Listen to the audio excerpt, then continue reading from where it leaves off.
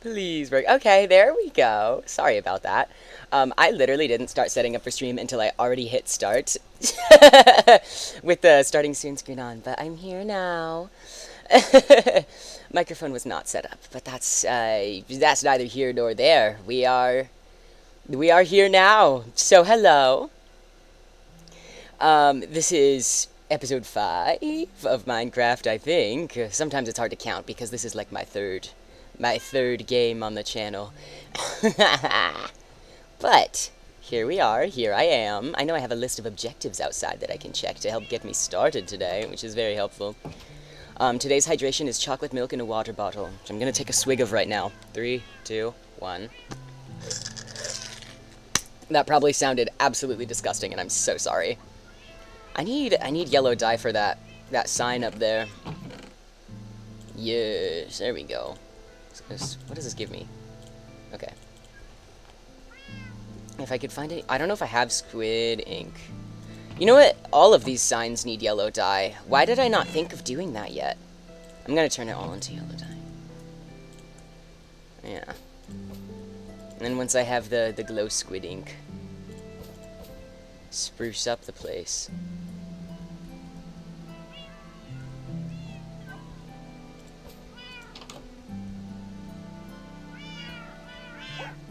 Hello, my children. Hello, my babies. Random bingus on the deck. That's how we do it. Okay. That's that for now. I know I could do a little bit of adventuring, but I believe I wanted to do some building today after collecting some more trees. Let's see. Yes, I need wood. Oh, I need to grab my dogs for where I left them. Yeah, I'm gonna get wood first.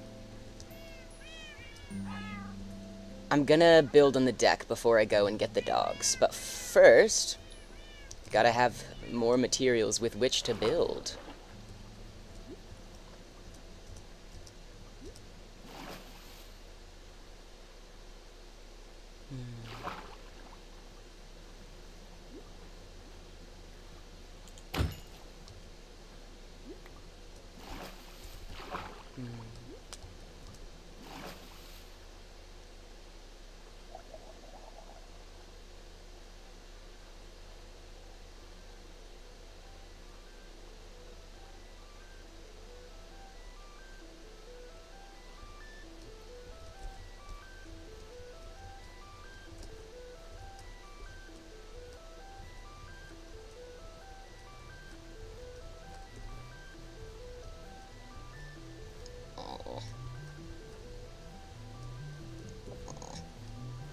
Here we are, a mega tree.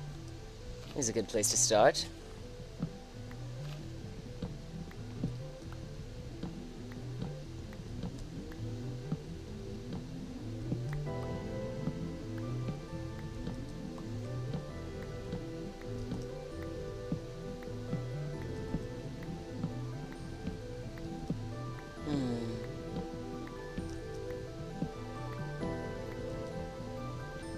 I'm not sure what I'm gonna do with the downstairs just yet. I know I kind of have this idea of like a master bedroom for the captain underneath kind of thing, but it's gonna be split in half. Only half of it will be master bedroom, and the other half is gonna be, so I have no idea if the audio is balanced. Hold on. That might be a little loud on the music. Turning it down just a little bit. If it's still too loud, that's a later me issue. If it's too quiet, that's also a later me issue, but less so. I'm gonna do some master bedroom type stuff downstairs. Half of it will be bedroom, and half of it is gonna be enchantment room slash nether portal. I don't know where I'll put the nether portal yet, because there doesn't seem to be a realistic place to put it in the boat, since it's based in odd numbers, whereas my nether portal, I like to stick to the 2x3, very standard nether portal size, which is, you know, that runs on even numbers. So I'm not sure what I'm gonna do about that yet, but we will cross that bridge when we get there.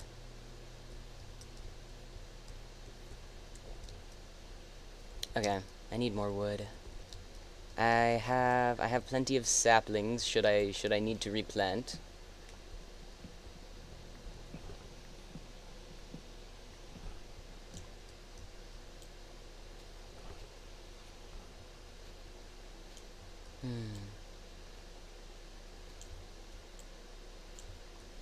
Pew.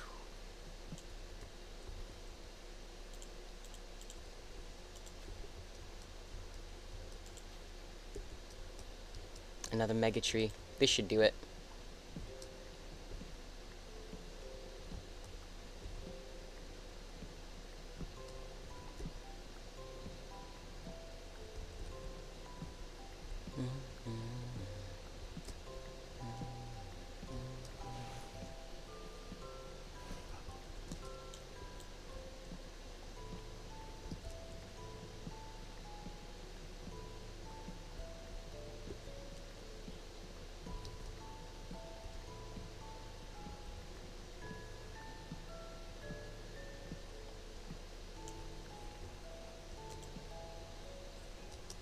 I totally misjudged how high up this tree went, so this is going to be a little bit of a challenge. Almost there, almost there. Mistakes were made. Mistakes were made. But that's okay. We figure it out. We figure stuff out here in this household. It's not so bad. All you gotta do is stand in the middle.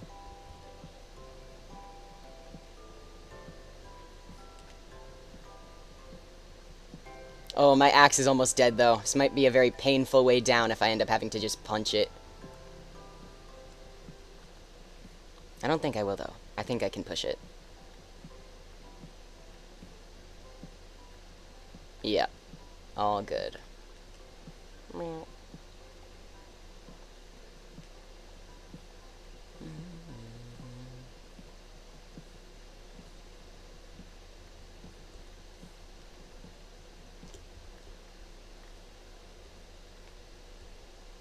I have only fish on me right now, which is okay. Oh. I heard a blombie, but that's okay. I'm not worried about that.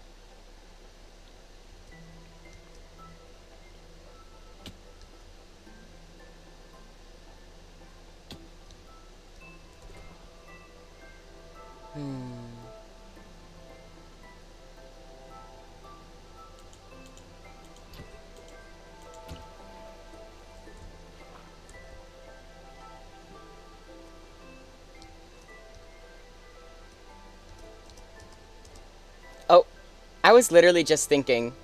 Yeah, I was just thinking, there was just one drowned. Nothing bad ever happens to me. I'll be fine. The only issue would be if there was a trident boy. And then right on cue, I heard it. It was very distant at the time. But see, this might be an issue. I'm getting flashbacks to that first stream when I was trying to build and there was a trident boy that would not leave me alone. Oh, there's so many of them. It's a cacophony. There's so many of them. And I haven't even finished one map. There's so many of them and I haven't even finished one singular map.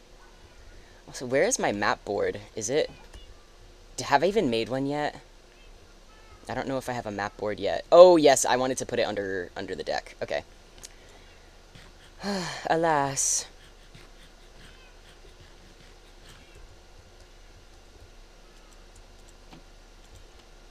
I think I tried with the stone stairs on the underside out here, and I didn't like it. Which I'm trying to think. Okay. I've got all the wood I could need. What I need now is to start building. I gotta start building down there. I know I want this side to be the bedroom. And this side, enchantment moment. I'm not sure how I want to split it. I think I might put logs here, or planks here. Could even be half slabs up there. I'm not sure if that'll check out, but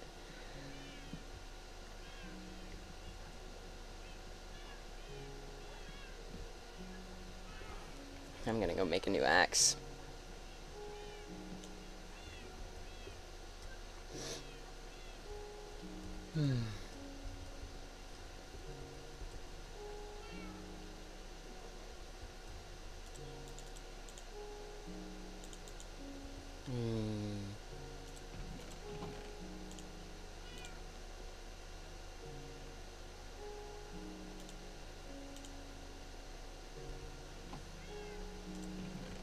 I need to figure out what I'm gonna do. I felt like I had such a good plan on lock, but now I'm like, oh, I have no idea. I'm just gonna get down there.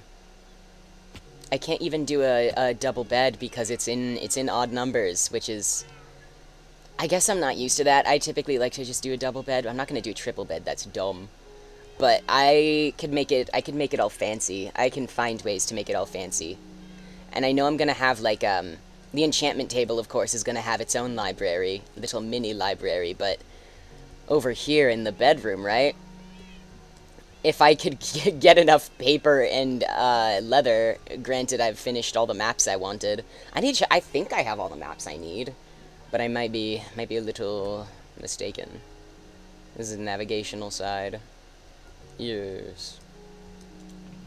Yes, I have all the maps I need, so the rest of this stuff can go into books, for now at least. There's 3 Endermen, because they can't, they can't go in the water. There's 3 of them stuck with the sugarcane. That is so funny. Okay. Oh, no, I didn't mean to do that. Tee.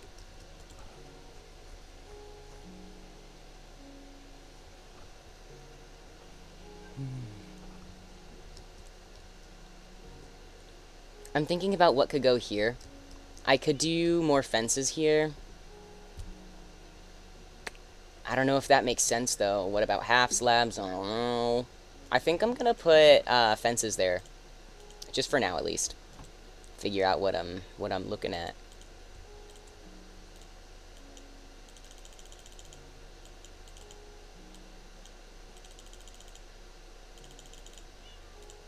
That's more than enough, I'm sure. If I'm mistaken, I won't be, but... Let's see... Yeah, I made way more than enough.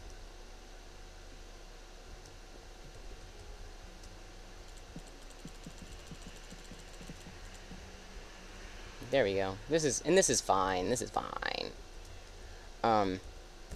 There's so many lanterns. It looks dumb how many lanterns there are, but this is just how my brain works. I need to have them on posts where they are. Even I would want one on top of the end post here, but that's just too much. I have to... A little bit of self-control, just a bit. Whatever I can muster, and right now, this is what that is. Okay. Let me see. Excuse me, I can take my bed.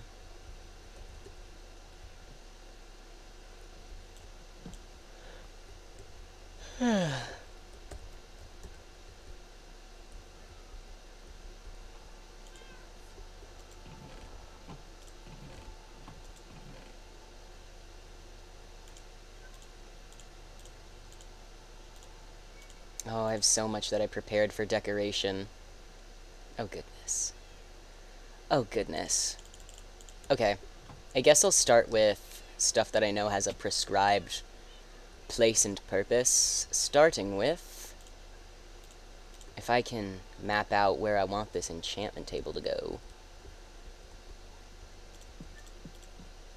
Nope. I don't want it to interfere with this corner. I suck. I suck.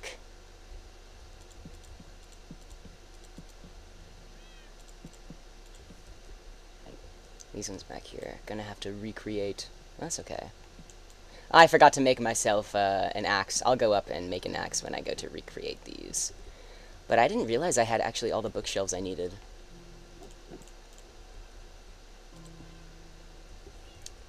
It's almost maxed out. Or it might already be maxed out. Why are you on my boat? This is private property. Oh, the lapis is gonna have to come with me to the room. Okay, 1, 2, 3. I'm gonna need yellow dye too. Okay. What's good? Little Princey Jr. Excuse me. Very sleepy day. Very, very sleepy day.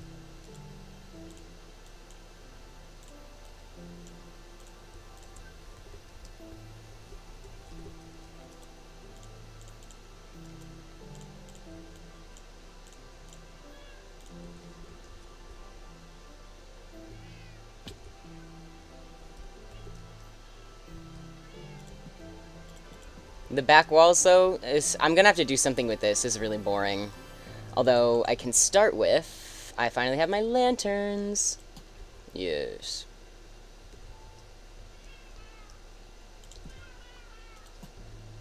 I can put them here.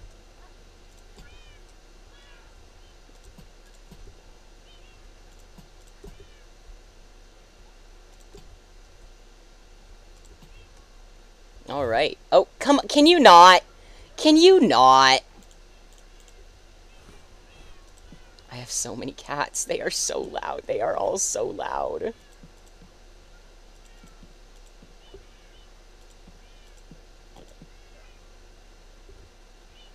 No, stop it. It's like it's trying to get me to look at it. I mean, I'm sure it is. I'm sure that's how it's coded or whatever. Okay. I don't know if I'm wanting, like, big open archway, if I'm gonna, like... Is he climbing the ladder? Oh, no. He just touched it. Is this a look? Is this a vibe? I might want to bring it down one more block, perhaps? I'm gonna convert these bad boys into logs. Is this a look? Trying to assess my work without looking at the Enderman right behind it. I think I liked the single block better. It seems kind of bare bones to have only this much separation between, like, my private bedroom and, the next room over. I don't know. Is this dumb? I'm not sure how I'm feeling about this. I might just have to let it fester. Let's see if I just do these 2 blocks here. What if I did, like... so eepy. No, I like the single block better.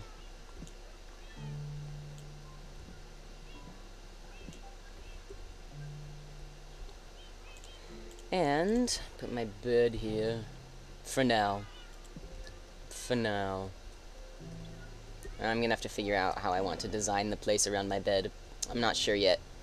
This is strange. There should be something I do with this space here. Can that Enderman not, like, actually... Okay, this is gonna be the lapis chest.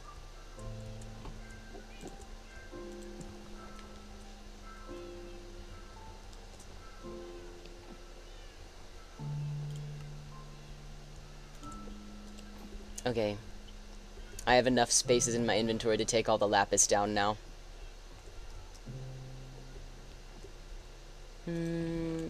Yup. Oh, and I can find the place to put my silly little map. I'm gonna have to kill that guy.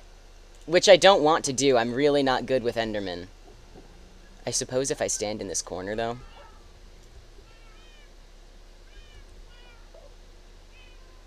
Why is he not mad at me? Is it 'cause I'm shifting? Do they not get mad if you hold up your shield? Can they not see my eyes? Making direct eye contact. I'm gonna get killed if I look at him, which I really don't want to get. I don't want to get killed. That's not, like... I could do a lantern here.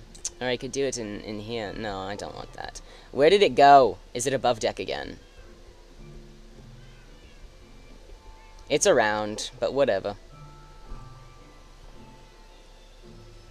I'm gonna harvest the sugarcane just because it's at full growth. Don't want to... It would be nice to be stocked up.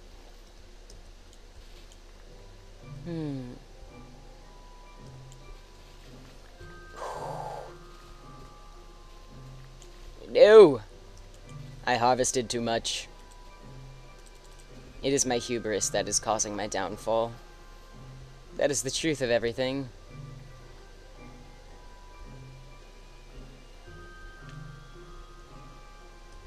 Hubris is such a funny word to me. It feels like it was made up just explicitly for Greek epics. I don't remember what they're called. Greek tragedy? Yeah, Greek tragedies. Because it's always the hubris, and I was taught that word explicitly during Greek tragedy unit in freshman year of high school. It feels to me that the word hubris exists purely for that reason. Because otherwise, why wouldn't we just say ego, you know? I know many languages, though, have, like, 10 million words that mean the same thing, and it's for, if I understand correctly, clarification, specificity, or artistic reasons. So, I don't know. English is such a boring language, which is not a good asset when it's already a dumb language. Can he get off my ship? Why do I low-key have a buddy on my ship right now? I want him to go. Okay, you teleported 2 blocks you could have walked. I need you to teleport off.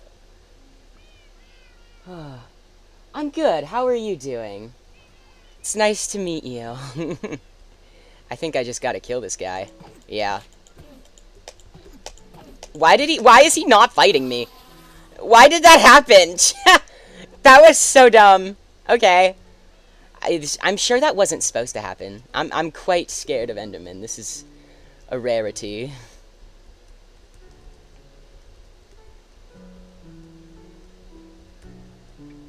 Mm.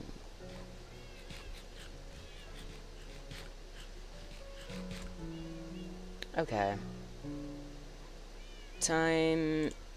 Okay, I want the map board in my room. Let's see. 1, 2, 3, 4, 5, 6, 7. Why is everything in odd numbers? This is so diabolical. Okay, I'll do it right here. I'm gonna go grab my silly little maps and put them in place.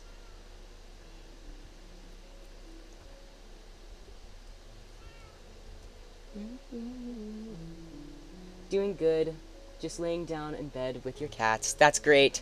That is the right way to spend. That is the absolute right way to spend your day. Or morning, whatever is going on, or night. It's just a great way to spend time in general. Upper corner. This one. Right there. Lower corner. Right here. Awesome. Map in progress is all set. And now I can finally set my spawn point in my potential future bedroom underdeck. Whew.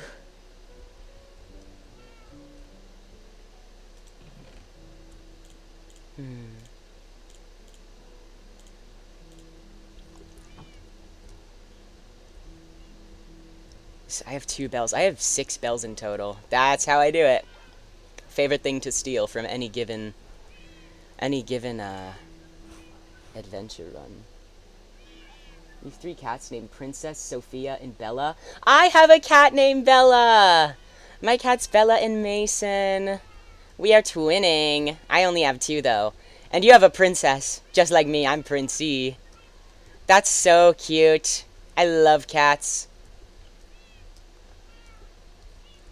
Oh, I hear those garglers outside. Oh, that's such a good name for water zombies, because you've got, like, walkers. Normal zombies have so many different, like, slang terms. I want I want drowns to be garglers. Sounds a little bit like a slur, though. I don't think I want to create a new slur for zombies. Where do I put these? I want these to be in my bedroom. I think I should be in control of them. I can put them right here. I can wake everyone up, including myself. Princess is the mother and Bella is the daughter of the Siamese cats. That's so cute. Oh my goodness. I've never seen Siamese cats in real life. I want to see Siamese cats. They're so cute. All cats are so cute. I have so many. I can't, if you walk near this side, when I go to sleep at night, in my bedroom, right beneath this location, all I will hear is the cacophony. Okay, I need to actually... This is so boring. I realize that I have no idea how to interior decorate in Minecraft, which is especially problematic when I have all of this going on back here. I'm sure there's something I could do that would be, like, interesting or unique. I have a lot of plant pots. Nether portal.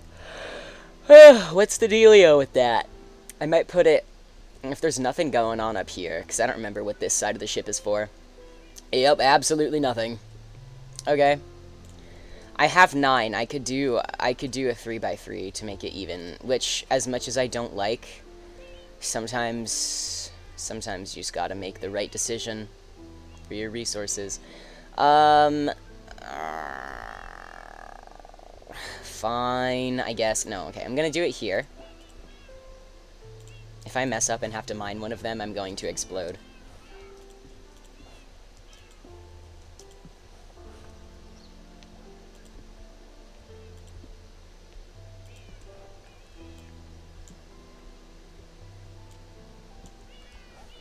I'll fill in those corners with something that looks nice, like maybe nether brick.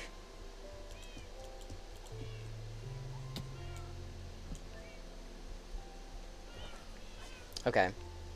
I still don't have flint, which is something I'm just going to have to end up picking up while exploring. I do, though, like to keep a chest with C4 near when I make nether portals. So, and please tell me there's another sign. Nope.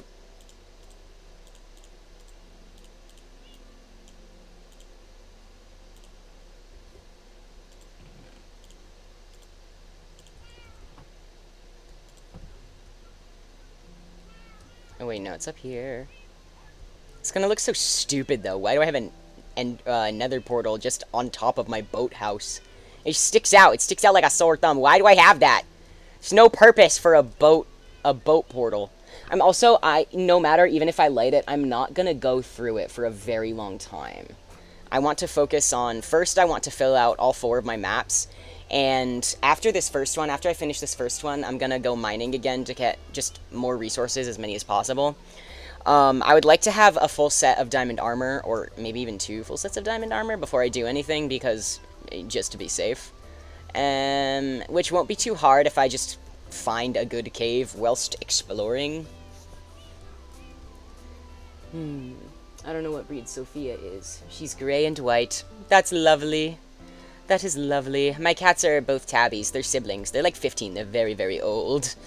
Bella and Mason are sibling tabbies. Mason is gray and like a cream yellow white. Bella is black, gray, and white. Her face, though, is like completely bleached white because she has cancer in her face. And last year she underwent radiation treatment. She went bald in her face, and then it grew back white. So she's a very special, unique-looking cat. Her face is artificially white. It's very cute. I should post more pictures of my cats on my Twitter, but I'm low-key... Nope. Nope. Whatever is going on right now, nope. There we go. That's better. I'm considering deleting my Twitter just because I don't use it. I have so many profiles. Because right now, I actively manage both my VTuber YouTube, but also all my PL accounts, which as of right now is an Instagram and TikTok. And granted, I also have like a personal PL Instagram as well. I've got 2 Instagrams, 2 TikToks, one for my PL and one for VTubing. 2 Twitters, one for VTubing and one that is like purely just for communications purposes on my PL identity. And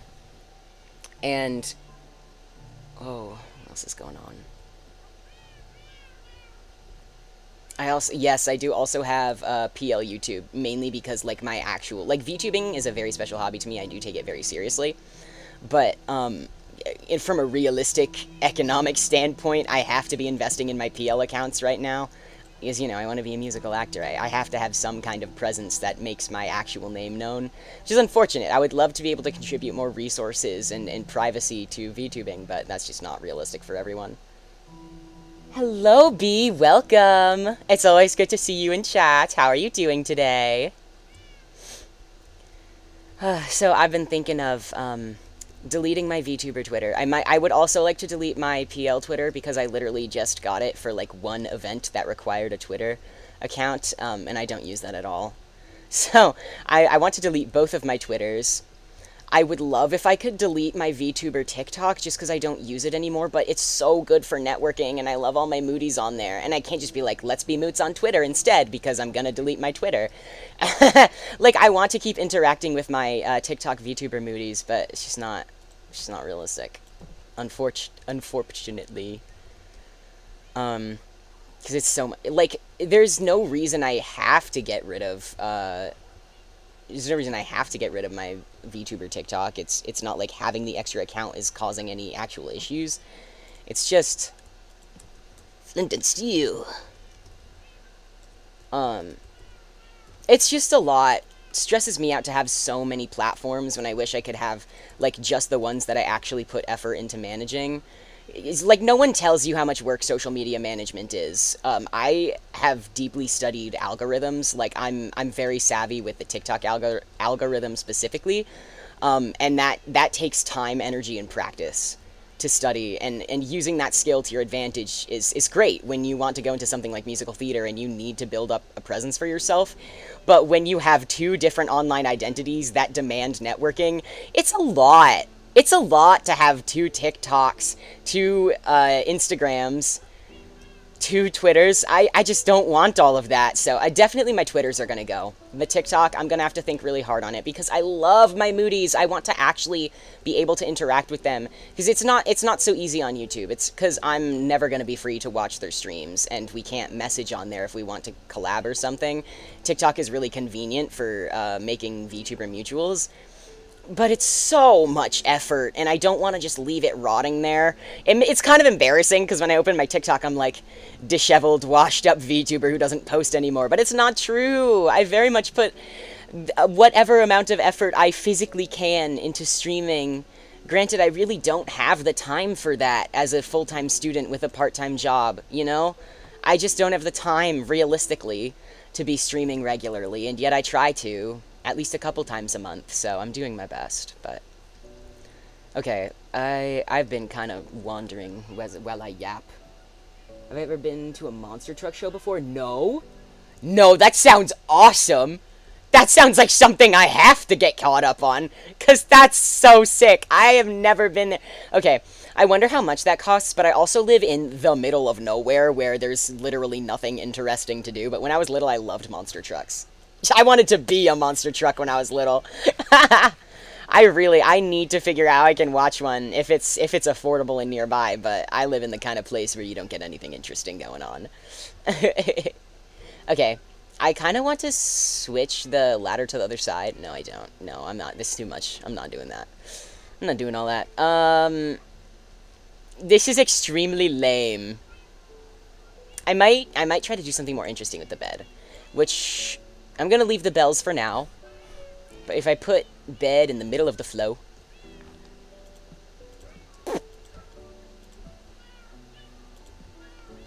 I'm going to do slabs underneath. I'm going to grab the slabs I do have. I'm going to place down a crafting table down there because I have more than enough. I don't want to make any more trips upstairs. It's getting very, very boring. Look up the highlights of Virginia Beach monster trucks on the beach when you are done streaming. I will absolutely do that. That's sick. I completely forgot. It was, when I was little, we would rent out things like DVDs from the library. Oh my gosh, I'm showing my age. I'm a whole 19 years of age. Well, almost 19. As of August 8th. That is my lab creation date. But... when I was little, that I keep getting distracted. I did not take my meds today because I don't have work. When I was little, my brother was super into stuff like trains, monster trucks, anything like that. So we would rent DVDs from the library that told information about them. I put the fences away. I'm an idiot. I'm such an idiot, and I'm so annoying. Oh my goodness gracious. Whew. It's okay. I'm normal and at peace. I'm gonna want to do banners around my bed. I'm gonna put banners all around the sides of it, which is good because I have tons of wool to spare. Or no, it's not that I have it; it's that I need it. Oops, my bad. I miscalculated. I would watch, but I was too young to understand what was going on, because it would explain, like, the mechanisms in it. I don't think my brother knew what was going on either, but it was very fascinating. But I don't remember any of it. I don't remember any of it, because I was, like, 6. I didn't know what it was talking about. But I loved watching those videos. It was so fun. Monster trucks are sick! Monster trucks are sick! Okay, I'm gonna do... Nope, too blocky.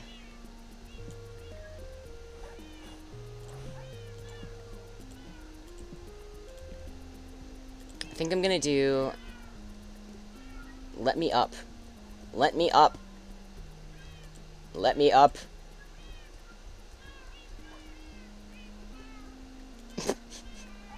We're gonna ignore everything I've been doing. We're gonna pretend none of this happened. Okay. I do, though... Oh! That could have been dangerous. If there was a cat right there, I totally could have just sent a little dude going flying. Okay. Let's see. There we go. I think that's all I need. Goodbye, children. I did not take my medicine today. Never. Never. Unmedicated Princey is...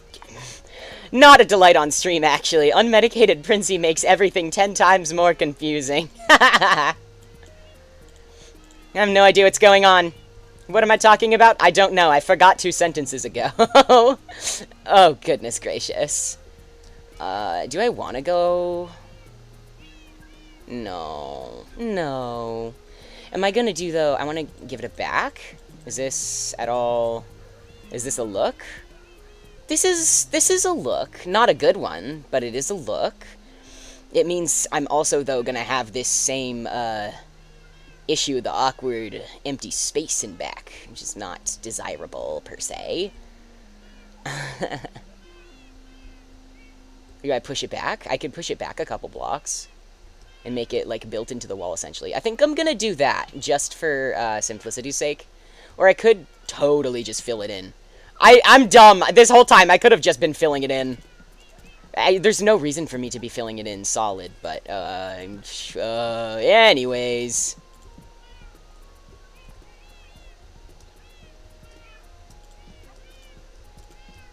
Pew.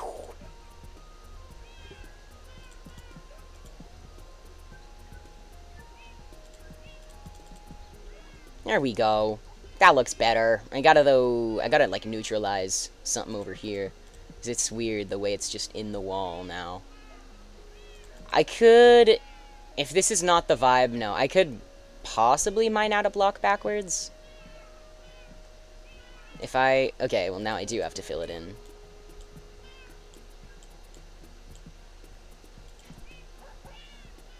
Is that a look? This could be a look. I'll have to lantern that bit up, though.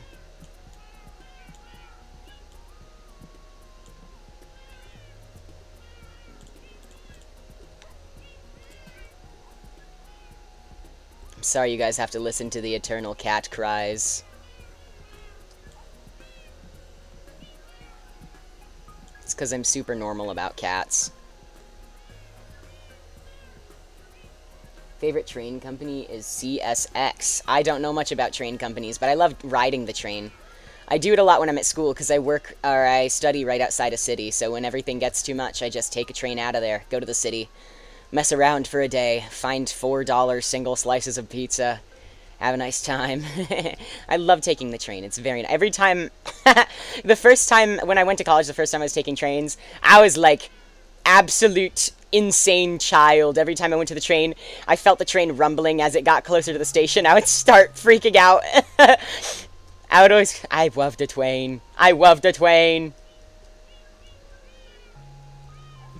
What'd I do? What'd I do? What'd I do? This is so boring. I'm, like, actually disappointing myself. I really thought I was gonna know what to do. But apparently not.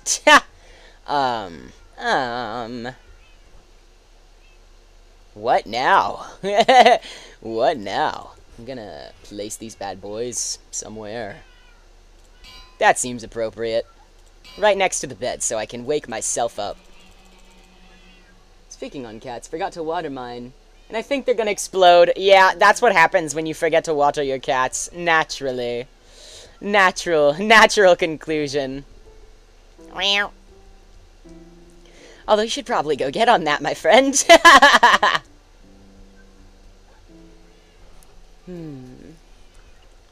There's more I can do. I could make this frame a little more interesting. I'm gonna put trapdoors around it. Oh, I am brimming with ideas. Specifically, trapdoor-related ones. I might want the lectern down there. Could be an interesting little decorational thing. I could write little books and stories and stuff off-stream, because it would be really weird to do POV. You're writing a book in Minecraft. Pew. If I have any more leather, I'm gonna... I don't know. Because I could put books on the lecterns that already exist. I could easily acquire squid ink, but I don't know if I have any feathers. Yeah, perfect! And I already have books! Fantastic! Okay, all I gotta do is go get some squiddled ink.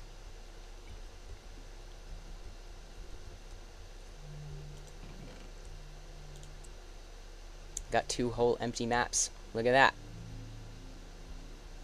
Look at these guys. Look at these blokes. Sitting right there for me to grab. And yet I've missed them. That was 6 times I missed them, and they were right there. Also, there was a new pressure update that I really want to play soon. Unfortunately, I simply just objectively do not have the time to be playing pressure right now. Like, even, like, finding time to stream is hard. It started out as, like, once a week, great. Once every 2 weeks, not the best, but that's pretty good. Once every 3 weeks, not ideal. Really don't want to do that. But I'm at a point now where my work schedule and everything else that I have to do and balance in my life is so bad. I'm pretty sure this is one of very few streams I will be able to do this month. Like, I'm pretty sure it's not been a whole month since my last stream, but, like, my consistency is going way down. I'm not doing too good in terms of my stream consistency right now, as much as I want to. An important part of streaming to me is building up that consistency, but okay. I have enough room in my inventory for some squiddled ink, so that's where we're going.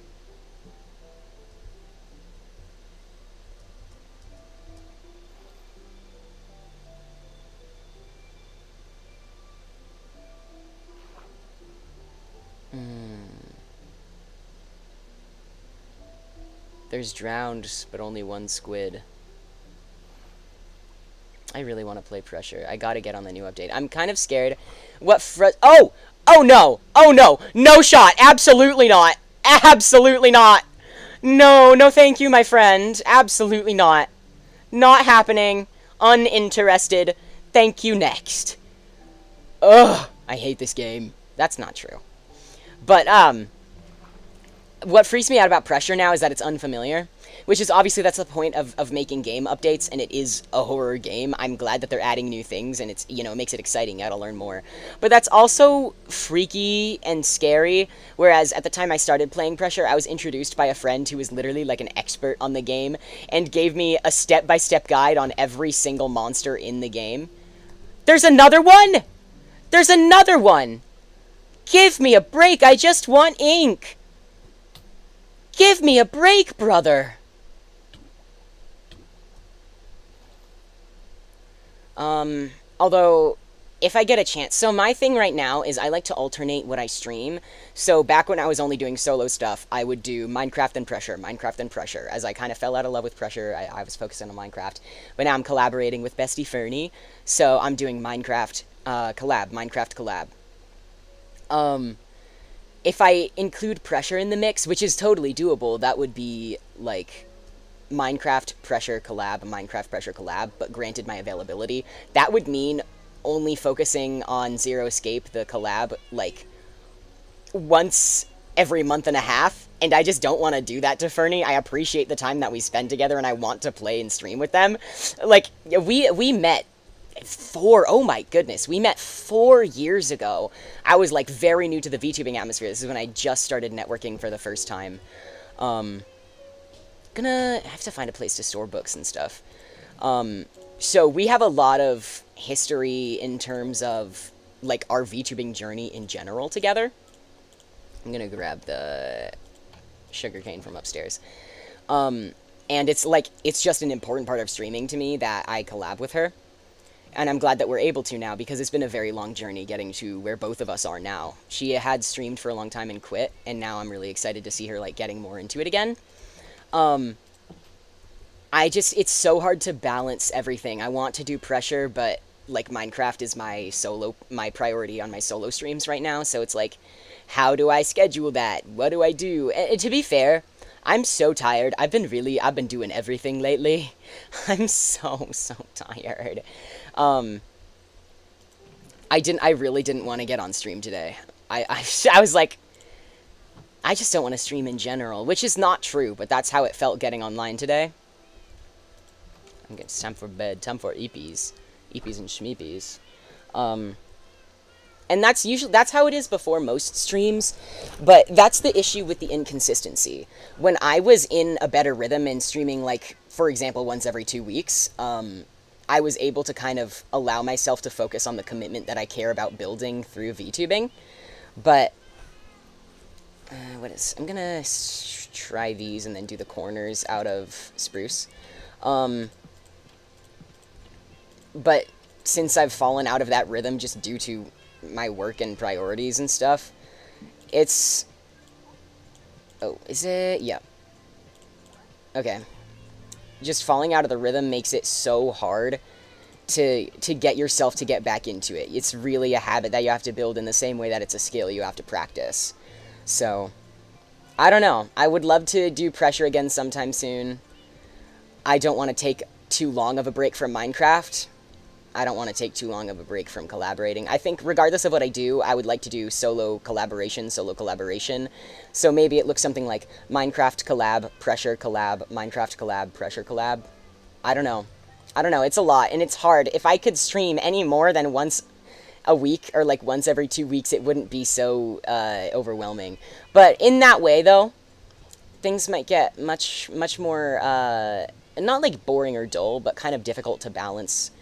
Because I literally only play 2 games. It's Minecraft and Pressure. I guess I do also play Cookie Run, but streaming Cookie Run is not... First of all, not the most realistic thing to do. Second of all, not the easiest, because you can only do so many dailies in one time. But I could totally do streams of Cookie Run, honestly. That's actually totally doable. I didn't consider that avenue. I should look into that. What else? Okay. Map board, I guess. Okay, I could do like a library wall on this side. Let me see. I'm gonna go back to... Bookshelves just do happen to make a good decoration. I could also totally do a whole, let me go. Nope.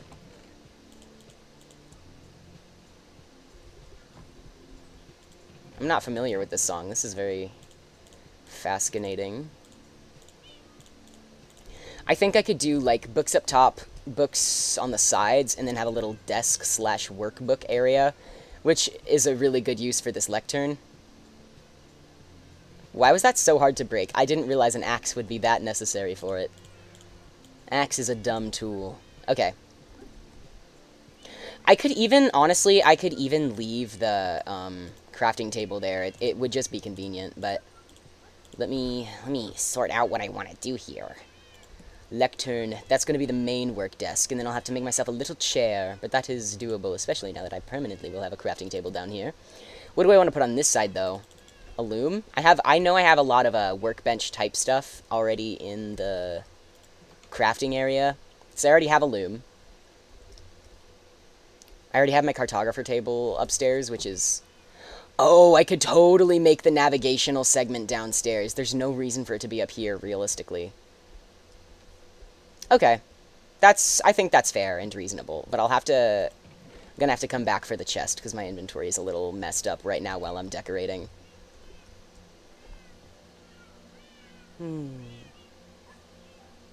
Hate the creepers in Minecraft. Me too. Rip. Won't spoil the pressure update, but I wouldn't rescue Painter because you might make the fish man angry? What? What do you mean? Oh no, that's so bad. That's so bad.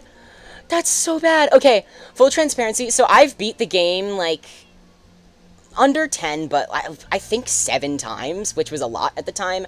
But since the last update that added candle bearers, I hadn't won once. Not because the update was particularly challenging, but that's just the way the cards played. I wasn't playing much after that update, because I was kind of losing interest since a little before the update. The update reignited interest, but reignition of interest only lasts so long, you know? Like, it's only so much I can do in that regard. Let me make as many books as I can right here. As many bookshelves as I can right here.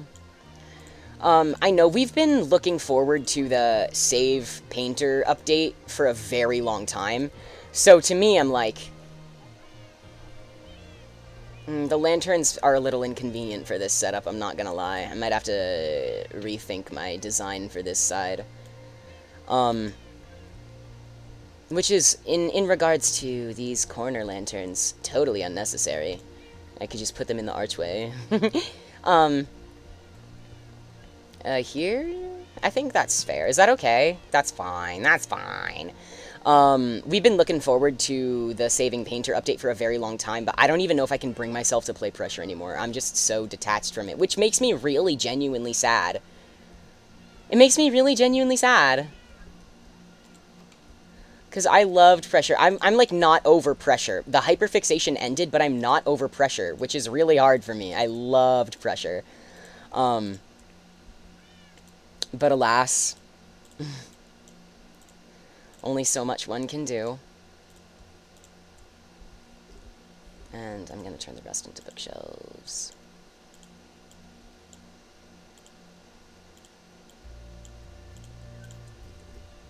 It's not enough, but it's a good start. I'm going to need to collect more leather as I continue. What do I do? What do I do from here? I'm going here.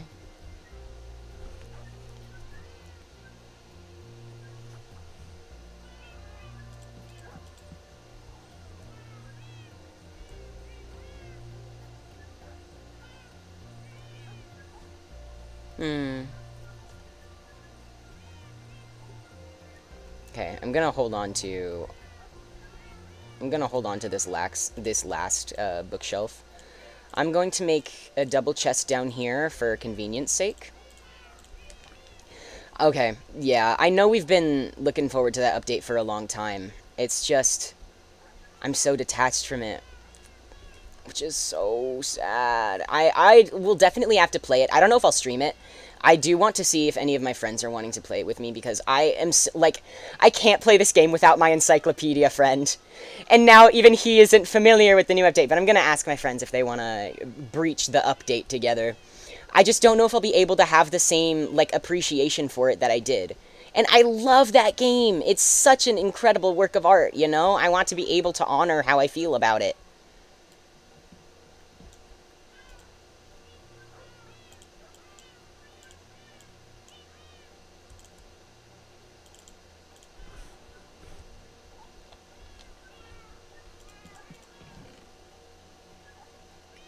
You want to, of course. Yeah, I intend on playing it. Hello, Archeray, and welcome to chat. Welcome to the chat. This is where I am. This is what I'm up to. There's something... Yes, okay, the bookshelves made it uneven. That's what I was missing. This is... Okay. Bedroom is coming along. I'm at least making progress. The thing is, this build is going to take so much wool, because I have the masts up there, and it's a master bedroom. I'm going to have a carpet in here. Not so concerned about dyes so much as just having wool. Just not enough, though. I'm going to check how much I have, because I might be able to get started on a mast, which would be nice. 26. Not good. Not bad.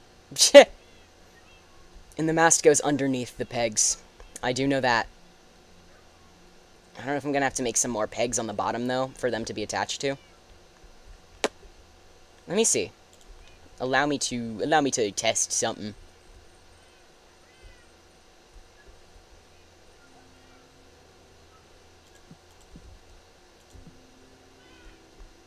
Is this going to get annoying, though, if I want to, like, walk? I don't think that's too bad. I think this is fair. This is a fair setup.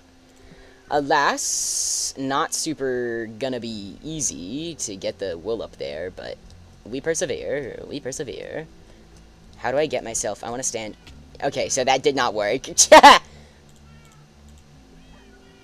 Getting out of Bronze 1 limbo. It's been fun. Being my background noise. I'm so honored. That is my favorite thing. I say this every single stream. Someone says I'm background noise. I'm like, that is my #1 goal. As someone who needs to listen to stuff while drawing, #1 goal and honor I can have as a VTuber, creative kind of streamer, is being background noise. Thank you. Thank you. And good luck getting out of Bronze 1. I believe in you.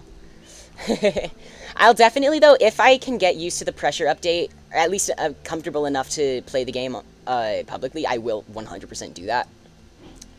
I feel embarrassed that I haven't won either once on stream or once since the previous update.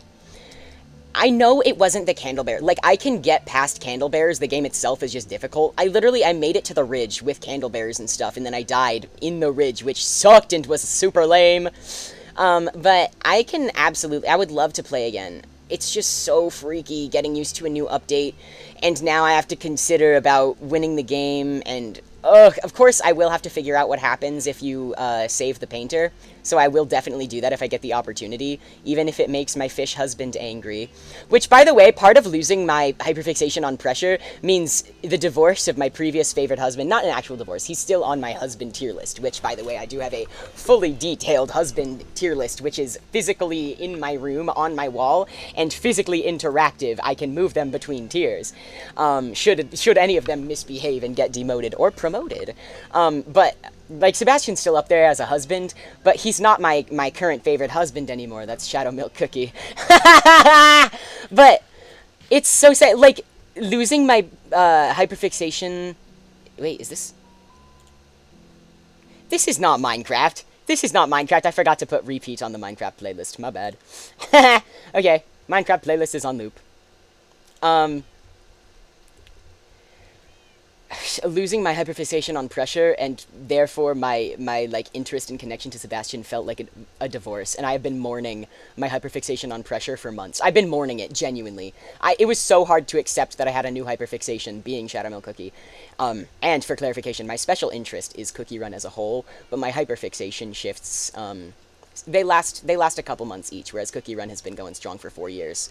I took a break from Cookie Run for like 6 months, summer of 2023. Just because it got a lot and I went to college, it was just too much. But my special interest of 4 years is Cookie Run. And my hyperfixation of now a month or two is Shadow Milk Cookie. Sebastian lasted like 7 months. And losing all of that time that I was hyperfixated on, maybe 7 months is a lot. I don't know if is it possible to have 2 special interests at the same time, which I'm sure it is, but like, I don't know. It's kind of hard to classify, but losing him felt like divorce. I miss him. And he's still my husband. He's just not, like, the current favorite. For me, like, my fictional husbands are my muse. They inspire me to be creative because I'm making art of them and designing characters. I get more creative because of them. Maybe that sounds silly, but that's just, like, love itself is my muse. So having a character to hyperfixate on and draw my characters with is, like, first of all, fuels and inspires my main passion, which is character design. What am I in the middle of? I'm super distracted. But, losing 7 months of hyperfixation on one husband, devastating. It's so silly, but it was devastating! What do I do right now? I need to unload some materials, obviously. Okay, I've done as much as I can at this moment on this side. I'm gonna want to fill in bookshelves up there. Oh, I need to do a little... I have a staircase in there, and I'm sure I have signs that I can put on the sides, but I'll need to make more signs anyway. Let me... Yep, got this bad boy. I'm just gonna make a whole 3 new signs.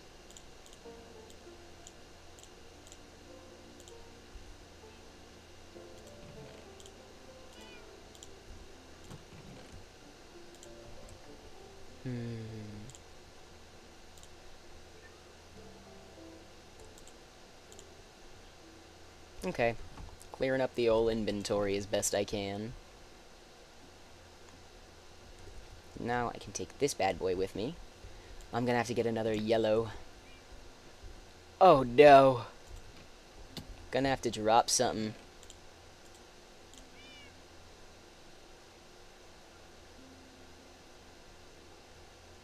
I'll put flower pot away for now.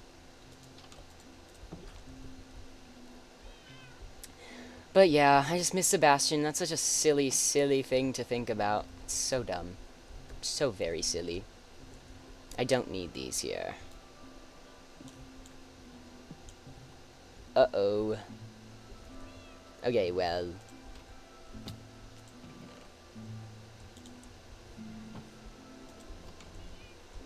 Okay, it's a little messier than I anticipated, but that's okay. It's worth it.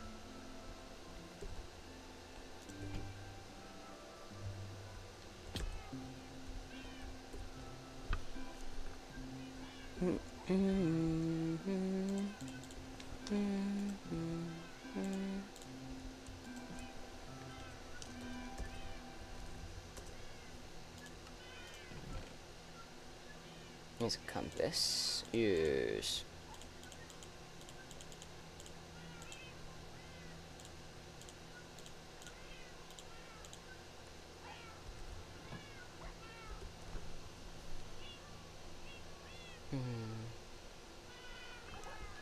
I'll definitely have to go back into pressure. Like, I have people who care about playing pressure with me.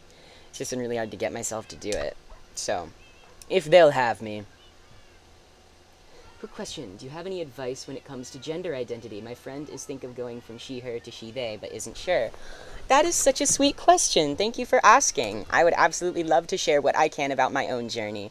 But totally different for everyone, so it may not be helpful to that person, but I can do my best to give a little bit of advice. Hold on, I gotta lock in to type on this sign, though. I'm not even sure what I want to do. I'm gonna put personal quarters. So I can share a little bit about my story, and I can share a little bit about how I got here, and maybe that can be helpful in figuring out where to start, or how this person might be able to identify their own feelings. Excuse me, I forgot that I have to type on the sign. It's different for everyone, but sometimes, like, I know it was helpful for me when I was first kind of exploring a little bit with gender, was knowing that there were people older than me who were making it work and who believed me and who trusted me to understand myself, however that may look for me and however long that may take. So there's unity within difference. A big thing about gender is that everyone's understanding of it is different. Like, intrinsically, at a core level, gender, you've always heard the liberal joke, gender is a social construct. It is. Like, objectively, that's all it is. Gender doesn't exist, so to speak. Like, gender, the identification process exists. But gender was made up based on cultures and traditions that exist within the evolution of the world. But the actual idea that certain... I don't want to speak too much from a scientific standpoint because I'm no professional on anything about biology at all, but the specific differences associated socially with men and women are not scientific in the way that many transphobes want people to believe. Like, men can't become women because they're just too different. It's not... That's just not how it works. Gender isn't real. It's just not. Oh, that's sound effects in this specific track of the song. That is so off-putting. I'm not listening to that. So, because gender on an intrinsic, internal, and sociable level is understood differently by everyone, no two trans people can really entirely... I don't want to say, like, can't agree, because trans people can agree and have a very similar understanding of gender. I think it's possible for two people to understand gender the same way, but this is where a lot of discourse within the trans community comes from, and discourse is the thing that I think tears us apart the most.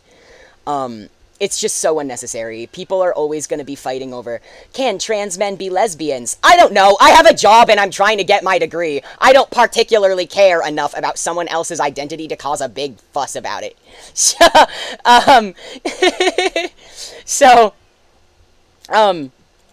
It's really a matter of, like, your own personal understanding of yourself, and you don't have to rationalize that for someone else. You're allowed to be yourself, and you're allowed to in that way. Yeah, I got the end. Need to see what that looks like from below. Actually, that's so ugly. I think I'm just gonna not do anything related to wool. The first thing I'll say while exploring is just avoid online discourse. Stop worrying about whether or not trans men can be lesbians. Not that that's a part of this person's specific journey, but, like, stuff like that is only created with the intention of tearing us apart.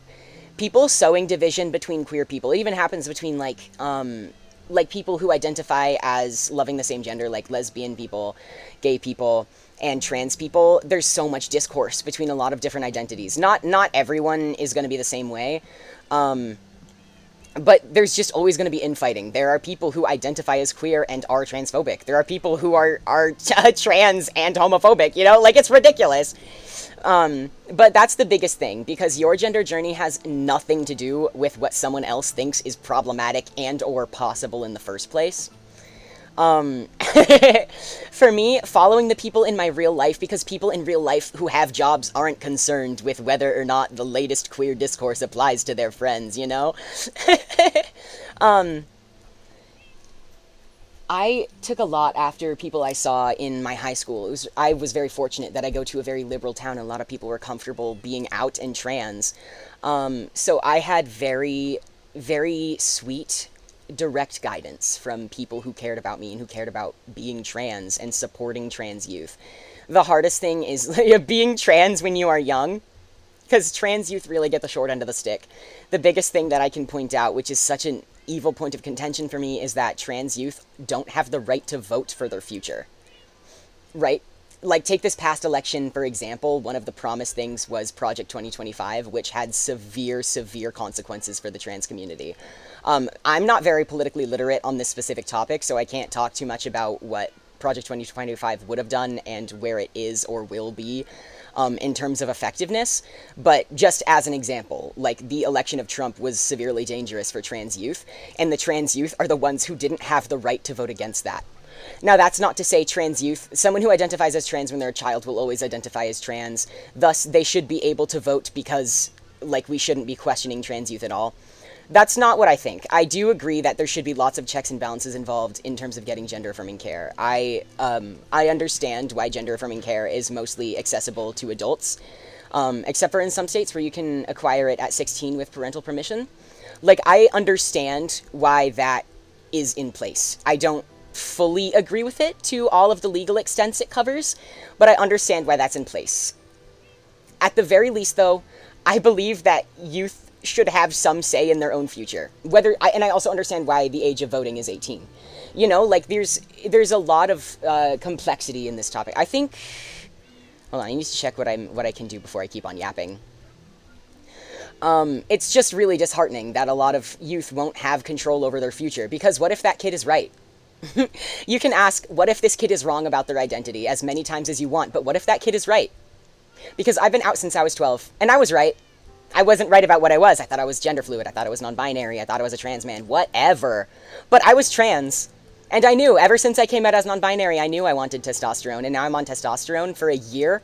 I haven't regretted it for a single day.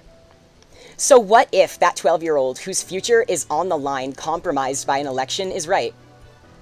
What if that child was right, and they happen to deserve a say in their own future? What then? So being trans as a child is really, really hard. And that's why having queer adults in your circle that can support you is so important. I think solidarity is all we have. Honestly, that's the best way to make progress. That's the best way to move forward, support each other, love each other. In some cases, and it's so sad that in some cases that is all we have. But the most important thing is connection. And not everyone has access to that. A lot of people in the Midwest or rural areas, not so many people, no major liberal cities nearby, don't have access to adult support. That is so, so sad. I would say getting connected online to learn more is a really good option for people who don't have in-person support. Which is unfortunate, because at the same time, you gotta stay away from queer discourse. All queer discourse does is make you sad. That's the only purpose it serves. I think I just have to get on my little exploration way, because I'm going to keep yapping forever. I'm going to run around my boat and not do literally anything. Getting connected online is a good and bad thing. You have to be really, really careful when going online, because, first of all, there's tons of misinformation online. There are people who want to hurt you online. There are people who hate you online and are going to make you hate yourself if you interact with them. In the case that someone comes in contact with some kind of internet bullying, especially like on a basis of being queer, unfortunately, sometimes the only thing you can do... Where did I threw some coal somewhere. Was it in here? Yeah. Sometimes literally the only thing you can do is block and ignore. And that's hard. I can't do it. I've been recently, on my PL accounts, I've recently been lashing out and crashing out at people for being transphobic in my comments, because I don't have... It's so exhausting to put up with hate comments. All I do is vibe. I'm just a little guy, and I'm catching strays for being trans, even when it has nothing to do with my video, you know? People are so mean, and learning to just block and ignore is so hard. It's a virtue that I have not mastered. So it's like, yes, it's hypocritical to say when you encounter transphobes online, just don't engage. But it's a skill that you're going to have to practice. Just don't engage. Okay, now that is on the basis of when you are experimenting with gender and you need support. But in terms of finding gender itself, it comes back to the fact that gender is unique and different for everyone. Because it's not... do I want to do flowers now? I'll do flowers later. Maybe I can collect some more on my journeying and my wayfinding. And miscellaneous. I need to go in blocks. I'll put it in miscellaneous. You can go in here.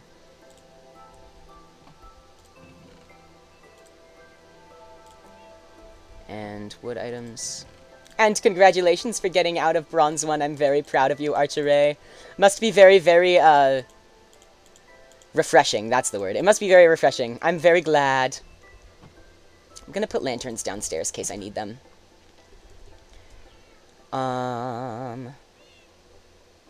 Yep.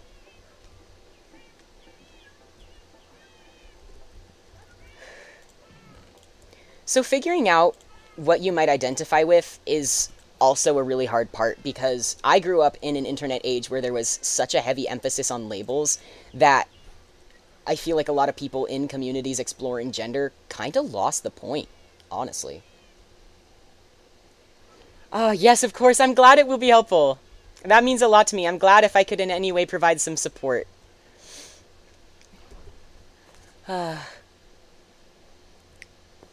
If there's anything I can say about gender, though, it's just don't focus on the labels, the actual exploration part of it. That stunted me greatly, because at first I was like, I'm non-binary, and then my parents said no, so I tried something else. I was like, I'm gender fluid. And I tell people now, if someone asks, what's your gender, I'll say I'm a transgender man. But that doesn't tell the whole story, and it's really unfair to focus on labels so much. I just don't believe that labels should have such a heavy emphasis, especially in online communities. A lot of discourse comes from that, because if someone's like, transgender man can't be lesbian, that's a man. It's not that simple. It's just sincerely not that simple. And people don't care that it's not that simple, because we are so concerned with identity politics that we forgot about the identity. We forgot that there's a person in there, you know? And it's so unnecessary. It's so stupid. It's go outside, touch the grass, you know? So focusing too heavily on labels is a huge setback for a lot of people. As what matters is that you know what pronouns make you feel good. It doesn't matter if you identify as a girl, demigirl, non-binary, man. And it also, full disclosure for anyone wondering or questioning, you can fully, like, you have the right to identify as a woman and use he, him pronouns. Like, it doesn't get spoken about enough.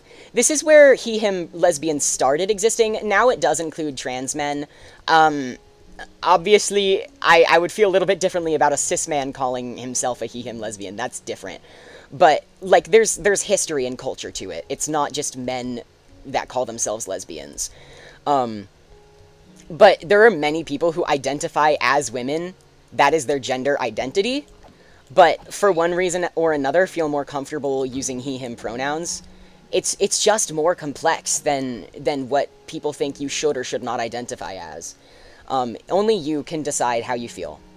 And for some people, it is a decision, which is why I use language that is a little bit outdated. A lot of the time, people don't like when you call gender identity anything related to a decision, because it's not. You can't choose how you identify. I'm a prime example of how you can't choose to be gay, because being gay involves liking men, and if I could choose not to, goodness gracious, I would be straight. Like, you can't choose your identity, but there are certain decisions that you can make about how you express yourself and what you can do to make yourself comfortable in your body, home, and identity. So, definitely, just focus on your own self. Focus on what you know about yourself, what you love about yourself and your body, and what about the world makes you uncomfortable, either in your body or socially identifying with one label or another. It's about yourself. It's not about your label. And more importantly, you don't ever have to tell anyone what your identity is. You don't ever have to tell anyone. I don't have to tell anyone I'm a trans man, because that's not the whole truth. I don't identify as a binary transgender person. I don't particularly I identify with the term non-binary because I feel like it is a label, although it's meant to be inclusive because it includes everything outside the binary. The fact that it is a label at all just feels to me like shoving a cat in a box. This is a really good metaphor that I have learned and used for gender for a long time, which is that if you set out a bunch of boxes, cats like to sit in boxes. So eventually, if you're around a lot of cats, one of them is going to choose to sit in that box. They'll like the boxes, but if you try to force a cat in a box, cat's going to get mad and scratch you, and the cat will not be happy. The cat does not want to be forced into a box. And that's exactly what labels are. I was comfortable in my identity as a woman. The first time I learned the word transgender, I was 9, and I was like, that doesn't sound like me because I like being a girl, and I'm so glad I wasn't born as a guy. And then as I grew up, I kind of realized things about my development and my sociability didn't feel right anymore. And this is also something about why a lot of time people assigned female at birth don't realize they're trans until puberty, whereas sometimes a lot of people assigned male at birth realize they're transgender at a much younger age. This is because signs of gender dysphoria caused specifically by any body standards that are heavily enforced by the social stigmas and the social construct of gender. Being that trans women may notice sooner on in life that, my genitals are, like, so focused on, specifically, like, genitalia of people assigned male at birth is a much more specific, prominent feature that a lot of people assigned female at birth aren't going to be paying attention to in themselves.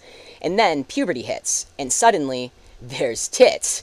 And that is going to be a huge cause of dysphoria.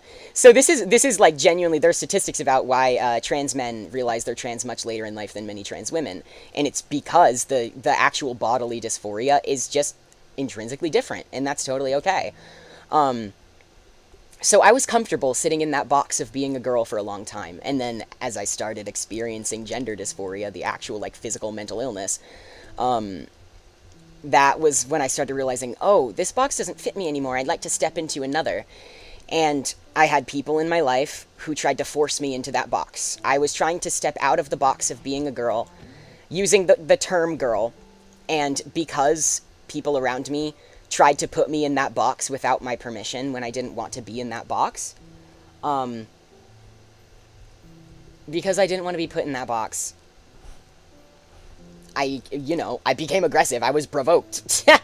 Where are my dogs? I literally don't know where I left them, which I promised wasn't gonna happen, but, oh, excuse me. Don't speak to me. Do not speak at me.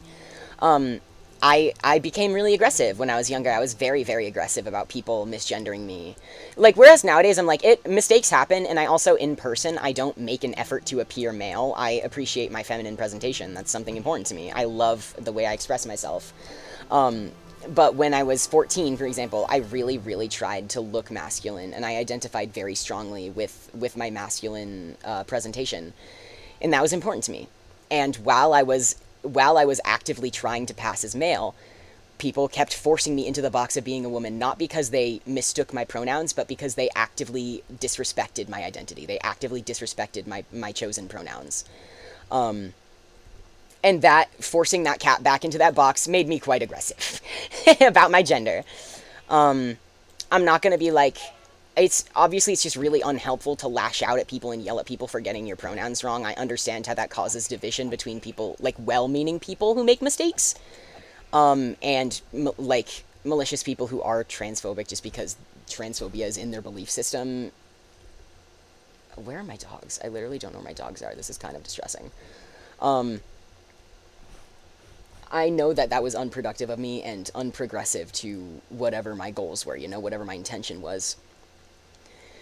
I forgot where I started and where I was going with it. Oh yeah, labels. Labels are dumb. Labels are dumb. So there are men who identify with she, her pronouns, and there are women who identify with he, him pronouns, and you don't have to understand it. A lot of people are like, I just can't understand because, like, what's the point of being trans if the whole, like, identity has to do with your presentation? And truly, sincerely, My dogs! Hello, puppies! Truly, sincerely, sometimes you just don't have to understand. And not enough people can see that. You don't have to understand someone. You don't even have to like them. You can even be transphobic, and I don't care as long as you respect me as a human and you like. Oh, I'm sorry. I'm sorry that my doggy fell and got hurt. You can you can hate trans people all you want, but we are all human. As long as you can interact with me in my place of work, for example, as long as you can see me in a grocery store and not think that I am stupid and dumb for leading a life that you disapprove of. And maybe that's unreasonable to ask, you know? Maybe it's silly of me to say, like, you intrinsically disagree with something I believe in, especially if you're the kind of transphobe who thinks that being trans in some way harms children. I understand from that point of view why you would feel the need to point out my identity and tell me that it's wrong and tell me that I'm dumb and a predator. I disagree with that. That's just, like, in my worldview, objectively wrong and not related to being trans in any way. But it doesn't matter if you understand why someone who identifies as a woman also identifies with he, him pronouns. So it doesn't matter what your identity is, what it aligns with, how you feel, as long as you know what pronouns make you feel good. And it's also okay if you don't know. It's okay if it takes time to figure out what pronouns make you feel good. And that's where having elder trans people around you to help guide you and support you and listen to you comes so much in handy. If you have a support system that will practice pronouns for you, that's what matters. In my personal life, online, in like in terms of streaming, my pronouns are they, he. As far as anyone who knows me online is concerned, my pronouns are they, he. But last year at school, I started experimenting with it, its. It's not a gendered pronoun. It's just a pronoun. I was like, that's cool. I kind of want to know what it would feel like to be called that in a respectful way, instead of the way a lot of people will use its on trans people as a way of saying you're not a human, you're a thing. You're an inhuman thing because you're trans. But I was like, what if I could take control of that? What if being inhuman was mine and it wasn't an insult? And what if I use this for my own reasons? I do have very private reasons that I use its, but I was able to find out that its felt nice on me when used respectfully because I had people around me who used them respectfully when I asked them to try it out on me. And obviously its is not a very familiar or typical set of pronouns. It's really hard for people to adjust to that. So I do expect people to make mistakes using those pronouns. I don't expect it to be perfect or right all the time. And I'm totally patient with that, especially because I do still use they, he. Like, I'm not exclusively its. But having people in my life who were willing to experiment my its pronouns with me meant that I was able to figure it out in the first place. Else, I might not even know if I like its pronouns. It's purely thanks to people who were patient with me, took the time to practice the pronouns I asked them to because they were kind and respectful and supportive of me. That's why I know that I like its now. And by the way, that's a personal life thing. Please don't. I do not wish to be called its streaming wise.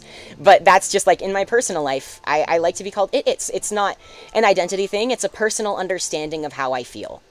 And it's not purely related to gender. For me, my usage of its pronouns has a lot to do with my mental health journey, my journey at school, struggles I faced that not a lot of people understand. It's a barrier of privacy for me. Sometimes it doesn't have to make sense to anyone else. So yeah, sometimes it takes experimentation, and sometimes the hardest part, especially about being trans youth, is you don't always have access to the resources that make being trans understandable. You don't always have access to an elder trans person who is able to listen to you and support you and practice your pronouns. And that's so sad. That really, really sucks. But as long as you can figure out a way to get in touch with your own identity, you don't owe anyone an explanation of your actual gendered identity. You really don't have to explain to anyone what term you go by. I can tell you I'm a trans man because it's easier than explaining that I'm kind of a thing in between. Even if I feel like you'll understand, even if I'm speaking with a transgender person, I think they'll understand that I don't identify as a binary trans person. Like, it's just exhausting. And you know, the right trans people in your life will understand that. The right trans people in your life are not going to tell you that, that there's anything particularly dumb or wrong about having a complex identity that you don't have the energy to explain even to fellow trans people. Excuse me. Blocks and shit, 'cause I'm in fucking Minecraft. Oh my god. But in terms of experimenting with gender, it's hard to like, I don't want to say any one thing definitively because like I said, it is so different for literally everyone. There's no way to say here is the rules and this is the guide of how to figure out what your gender identity is. But the best thing I can leave someone who is curious about exploring gender with, the best thing I can leave someone in that situation with is that it matters how you feel. Sometimes you don't know how you feel yet, and sometimes you don't know what pronouns are right for you yet. That's completely okay. You can experiment with that in private, or you can ask your supporters around you to experiment with it for you. Try it out. And sometimes you realize, wow, this is right, and I'm so glad I figured it out at this time in my life. Sometimes you realize, I wish I knew this sooner, it would have prevented a whole lot of pain. And sometimes you realize, it's not right for me. I actually realize that I prefer my original she, her pronouns, and I don't feel comfortable being called they, them anymore. And that is also okay. It's better that you find out what you do and don't like than that you don't ever try and end up living a lie your whole life.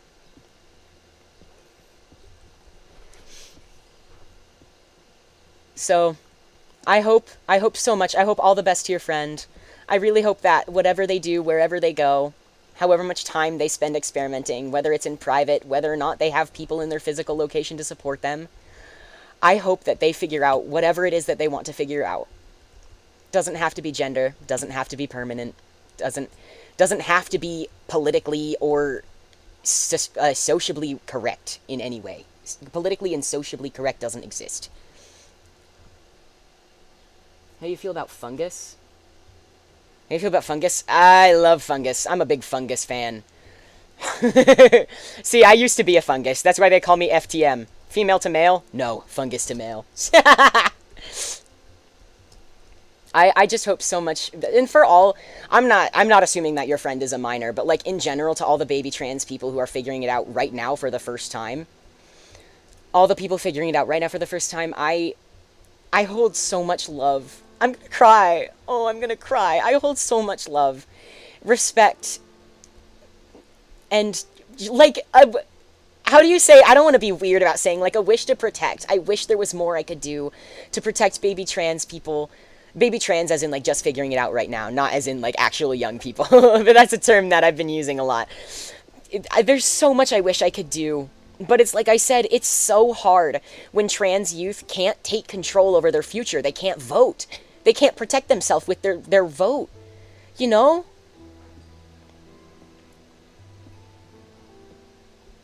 All I can hope is the best. And I really send so much love and so much good luck to your friend. Thank you for asking. That is so sweet.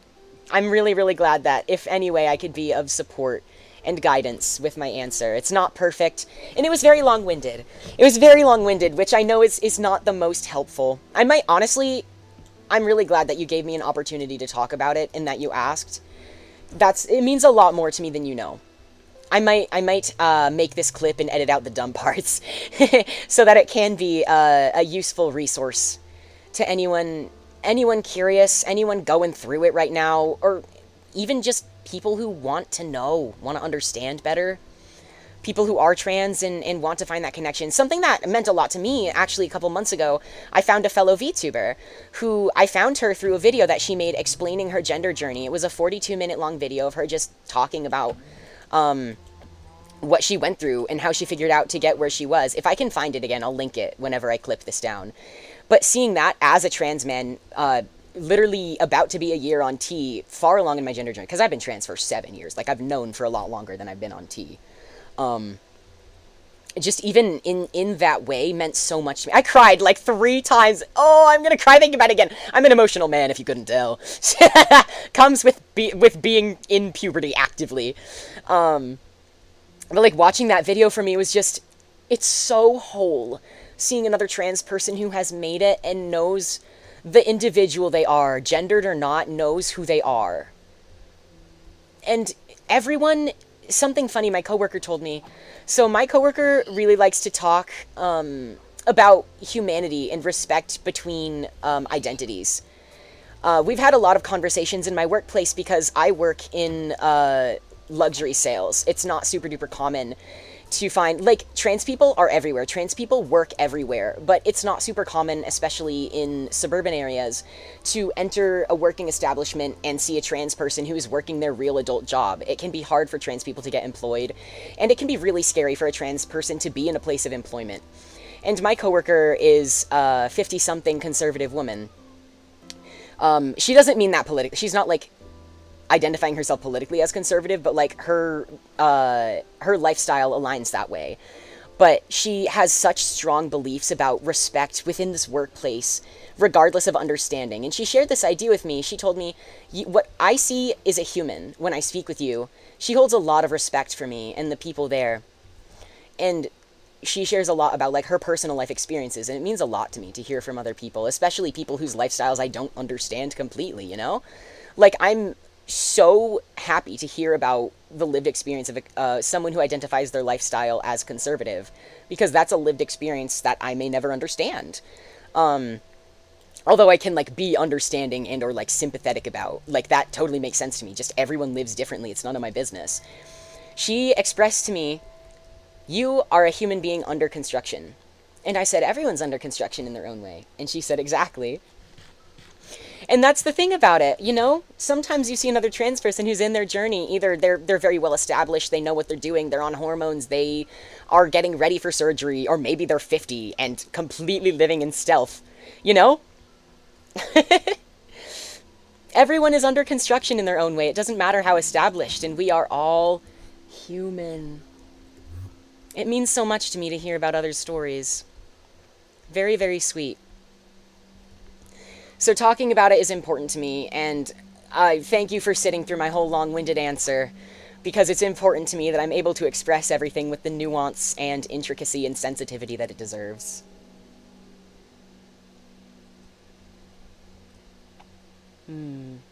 Printer advice. This is so printer advice coded. Yes. Yes.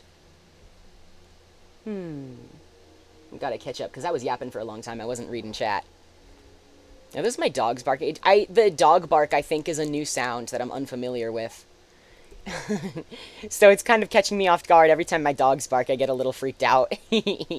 So they don't sound like they used to, so it sounds a little scary.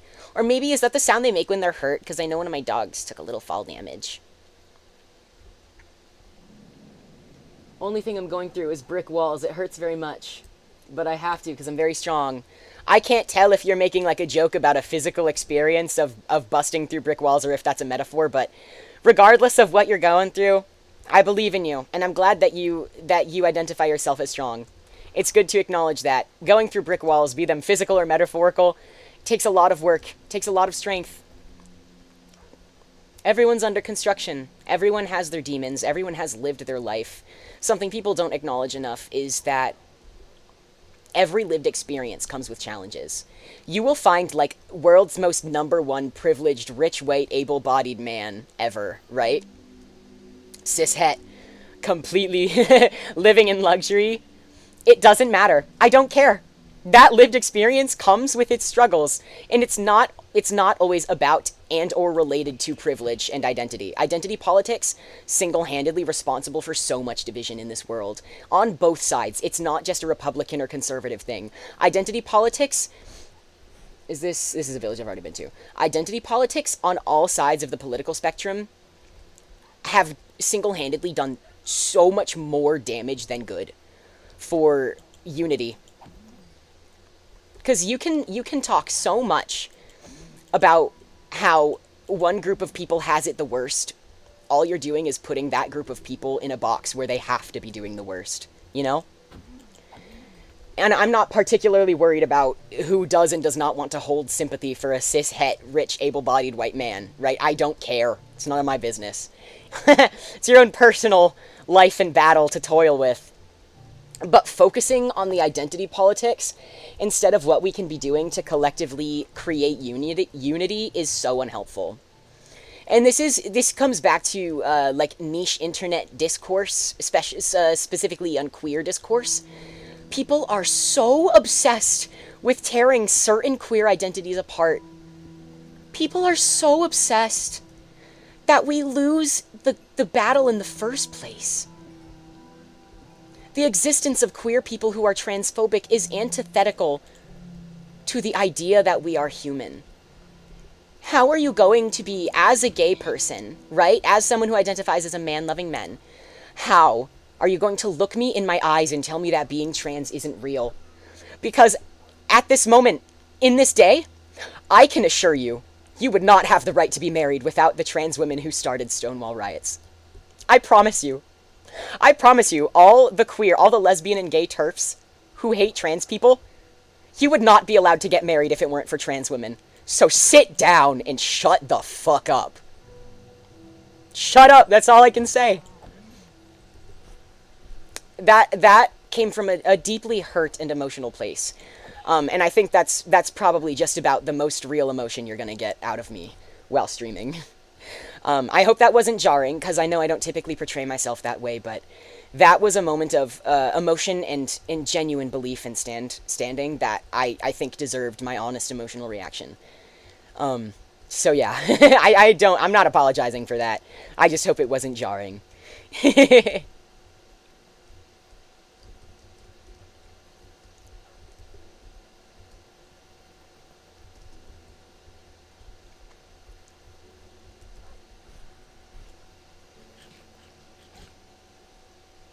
The way I've heard it said is that it's everyone's first time living, and there's no set way to live through it. Yup. Yup. It's that simple. It's really that simple. This is why identity politics are dumb. It's that simple. It's not about identity. It's everyone's first time living. You can choose to hate people for their identity, or you can choose to believe in humanity. You can choose to recognize that you are a human and you are no better than any other human who is living their life for the first time. That's a choice you get and have to make. That's a choice you get and have to make. And you know what? I can judge, I can feel however I want about people who make a certain decision, but it's not my place to say. I haven't lived your life. People make decisions that I deeply disagree with. People make transphobic decisions that I might not agree with, and I might not see eye to eye with, but you've lived a life that I don't understand, and I never will. You have gone through things. You were raised in some political environment, some moral and lived environment that led you to this belief system that I will never understand. It doesn't make what you think okay. If you think all trans people should die because they're all predators, that's not okay, and it's, like, scientifically just objectively not true. Being trans is a scientific thing that has existed for as long as humans have existed, in every culture observable. But it's not my life. I'm not going to fight with you about the beliefs that your lived experience have shaped, because my lived experience has shaped beliefs that many people who know me and, like, exist within my general political and social spheres wouldn't agree with. I have beliefs that would make many people who love me disappointed. And that was shaped by experiences I went through. The person I am, who is complex and not just leftist, not just whatever XYZ political party that queer people are supposed to be aligned with these days. Not that I'm anywhere near conservative, granted. Like, I will objectively say my politics lie very radically left. But it's more than that. I have beliefs that were shaped very uniquely by things I went through that you can't really quantify in any one way. And that's important, because it doesn't matter. Doesn't matter how queer or not I am. It matters that I'm human. So I will not see eye to eye with someone who hates trans people and wants all of us to die. I will not. I don't like him. I don't like someone who thinks like that. I think that's a nasty, nasty person.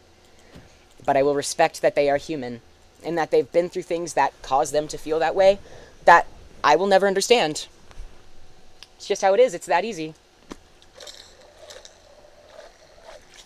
Excuse me, I forgot to warn for another very disgusting sounding swig of my chocolate milk water bottle. But I've been talking a long time. My mouth is getting dry. I've been yapping. Oh, goodness.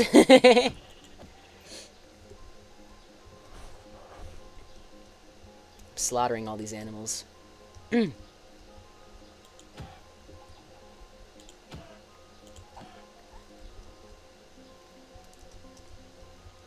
So that's why I'm always like, it's just exhausting to have to fight with people. And saying that, like, one person does or doesn't have it harder than the other, and that I don't feel like that's a very productive discussion to have, doesn't mean that it's not productive to discuss privilege. Because objectively, privilege matters and plays such a huge role in the way we treat each other as people.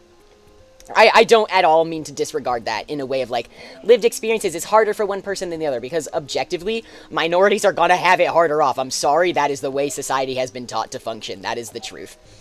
But that doesn't mean it's okay to disregard people. We need to focus away from identity politics and onto what we can do to unite humanity in a humane way. Humanity, humane, redundant, whatever, right?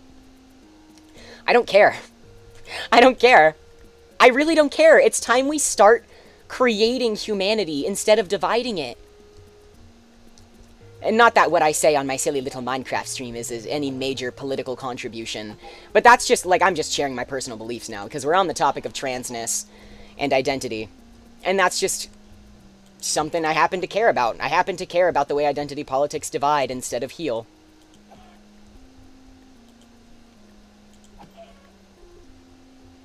One thing I heard is homophobia isn't really about the gender. It's about how they're so shocked that some queer people take the role of a woman.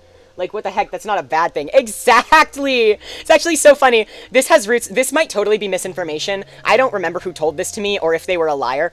But I was informed that in ancient Greece, it was totally normal to have sex with men. Like, it was very normal to have sex with men. Specifically within the army. Because, I don't remember the reason. It was like, sex with women was a sin or whatever, or what, I don't know. It was very, very normal to have gay sex. What wasn't acceptable was being the bottom. Which is very funny, but exactly like you said, it's about people taking the role of a woman, or including in lesbian relationships, taking the role of a man. That's the dishonorable part? What do you mean? People are just homophobic because they hate. It's nothing to do with gender. It's about hatred. And you can't hate one group without hating all. You can't be homophobic without being sexist. You just can't be. And it's not like, oh, well, I'm a woman. Of course I'm not sexist. I'm a feminist. I just don't think being gay is right. It's not that simple. It's not about if you support women or not. It's that you can't be hateful to one group without being hateful to all, because intersectionality is a big part of that. And I'm not by any means qualified to talk about intersectionality, because I, in my own way, I'm very, very privileged. I'm white, I'm able-bodied, I'm able to go to college. Not many people can take out loans to do that. You know, even though I'll be in crippling debt forever, not everyone even has access to loans. I am so deeply privileged in a way that it would be very inappropriate for me to speak on intersectionality in any way beyond neurodiversity and queerness. And that's not something I feel qualified to talk about anyway, because I'm not a mental health professional. But in that vein, you just can't be hateful to one group without being hateful to all. We are all fighting together. We have all run the same social justice movements. It's just not right. It's just not right. Sorry, guys. Sorry for not censoring Say Gex. I happen to be an adult who talks about adult things. But yeah, in ancient Greece, it was totally normal within, like, army forces. What was it called? What was it called? You know, it's totally normal to have, Say Gex, as the youngins call it. It was just dishonorable to be the bottom. As long as you're the top, no eyebrows raised, you know? Totally normal. That's just Jared. That's just Jared screwing dudes. That's what he does. But if you're the bottom... Yeah, but yeah, in that way, it's never been about gender. It's always been about hating women. Always. Always.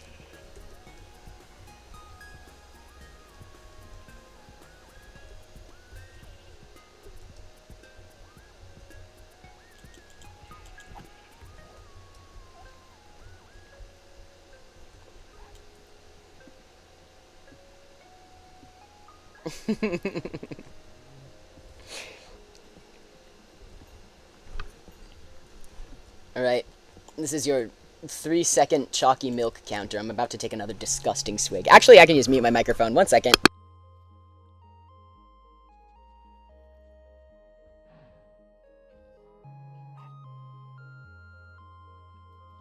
Okay, chalky milk over. Okay. Ugh, so many mobs to slaughter.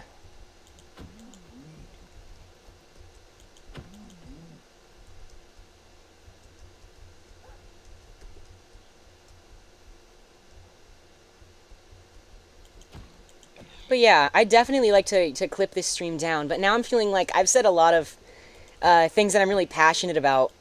And I would love to include all of them, but I want to be able to like it gets to a point from like the whole stream I've been talking my politics. At that point, if I want to clip down the stream to the parts I like, you could just watch the whole stream because I was yapping the whole time. I would love to make a video focusing in, clip down to the parts I spoke about gender, because I think that could be a helpful resource. Like I said, I saw another trans person who made a video explaining their gender journey, and that was just so deeply meaningful to me as someone who had already been trans for 7 years at the point I saw it. So for me, what am I doing? Am I missing something? I just gotta keep going, I think.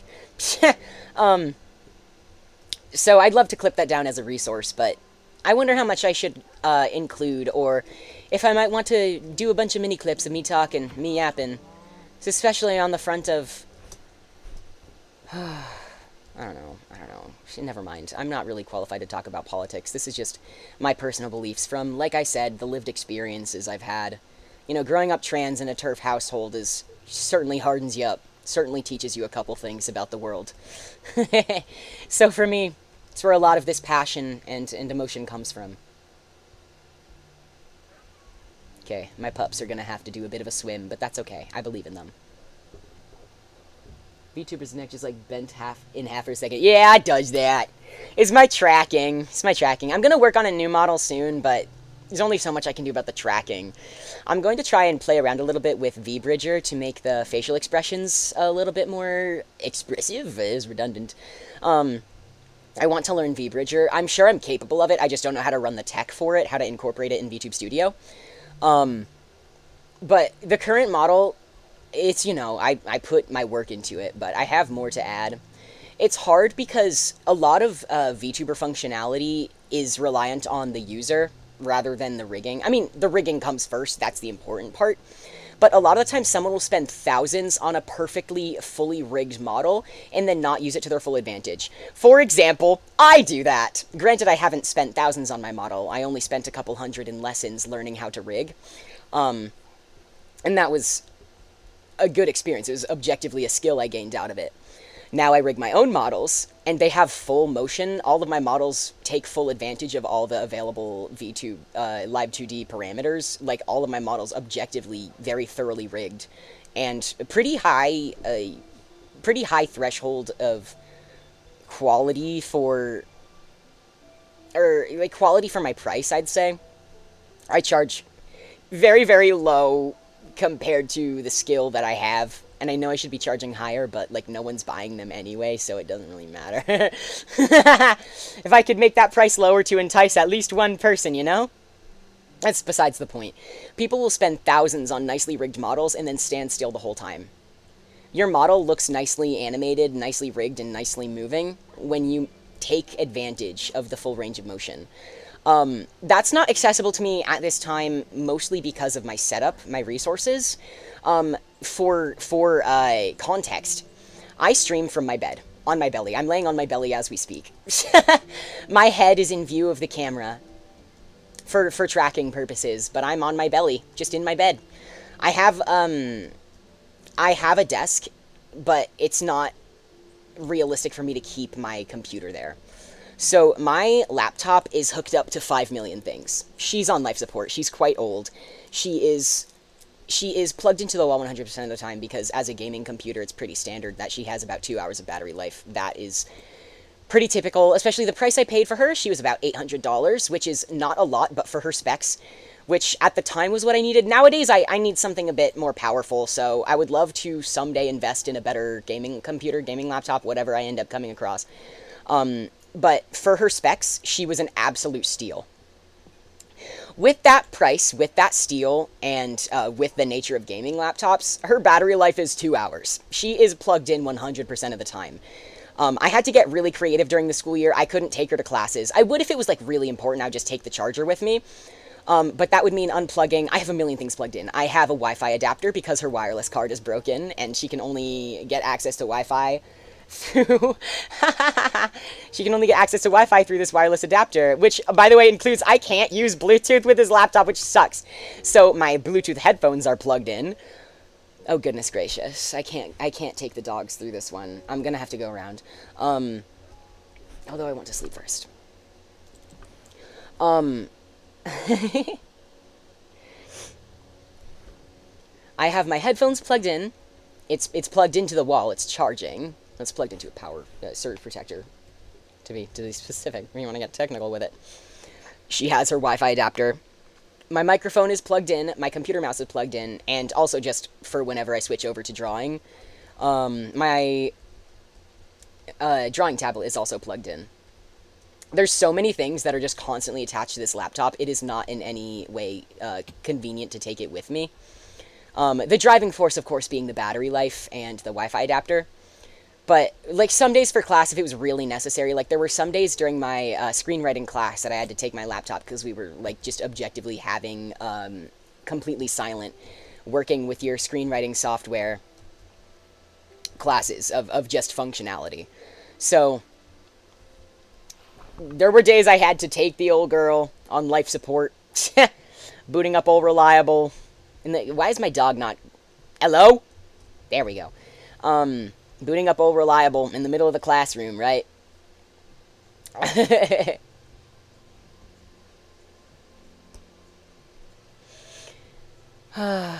poor girl. She's so cooked. And she's doing good, though. She does everything I need her to. I can still draw on it, and that's the biggest concern. Can still rig. With great difficulty, but can still stream.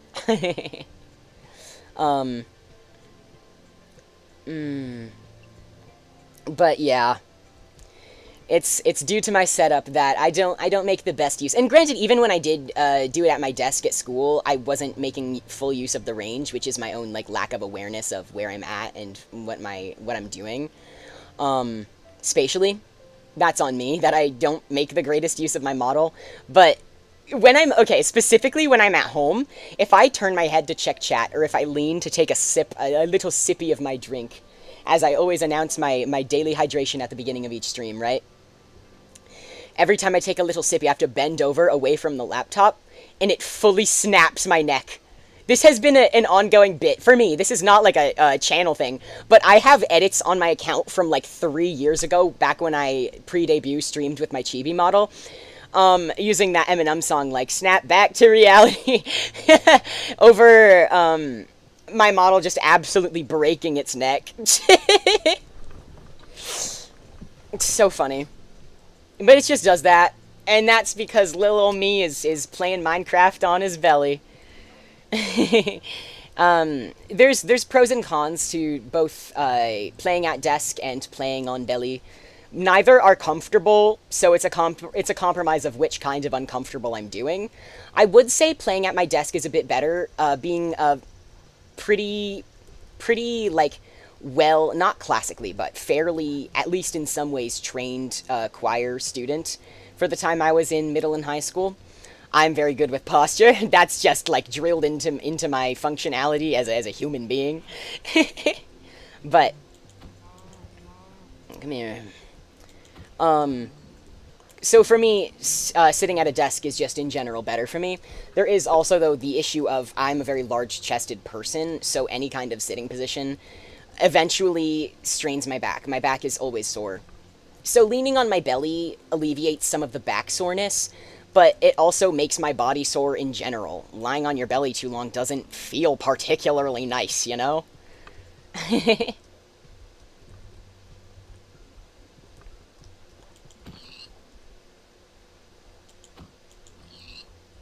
That is one hole I do not want to fall down. Rough. Rough.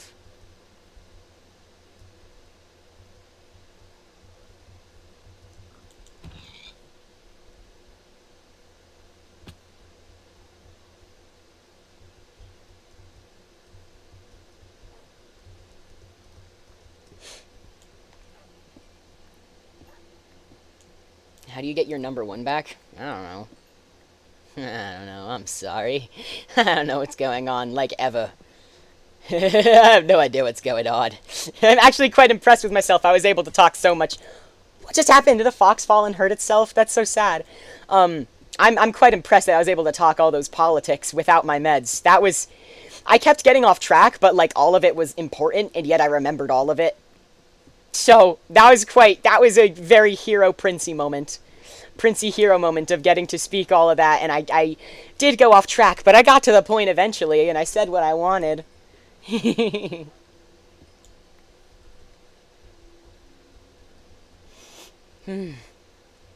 Ugh, brother. There's so many lush caves in this seed. This is quite impressive. I don't want anything to do with that little cadaver. That's a cavern. I don't want anything to do with that cavern, though. I'm gonna keep on my way. Snowy. That's not inspiring, because I could fall into soft snow at any time, which I really, sincerely, severely do not want to do. I remember this being a conflict. I remember going through this and be like, shoot. What if there's soft snow? That sucks.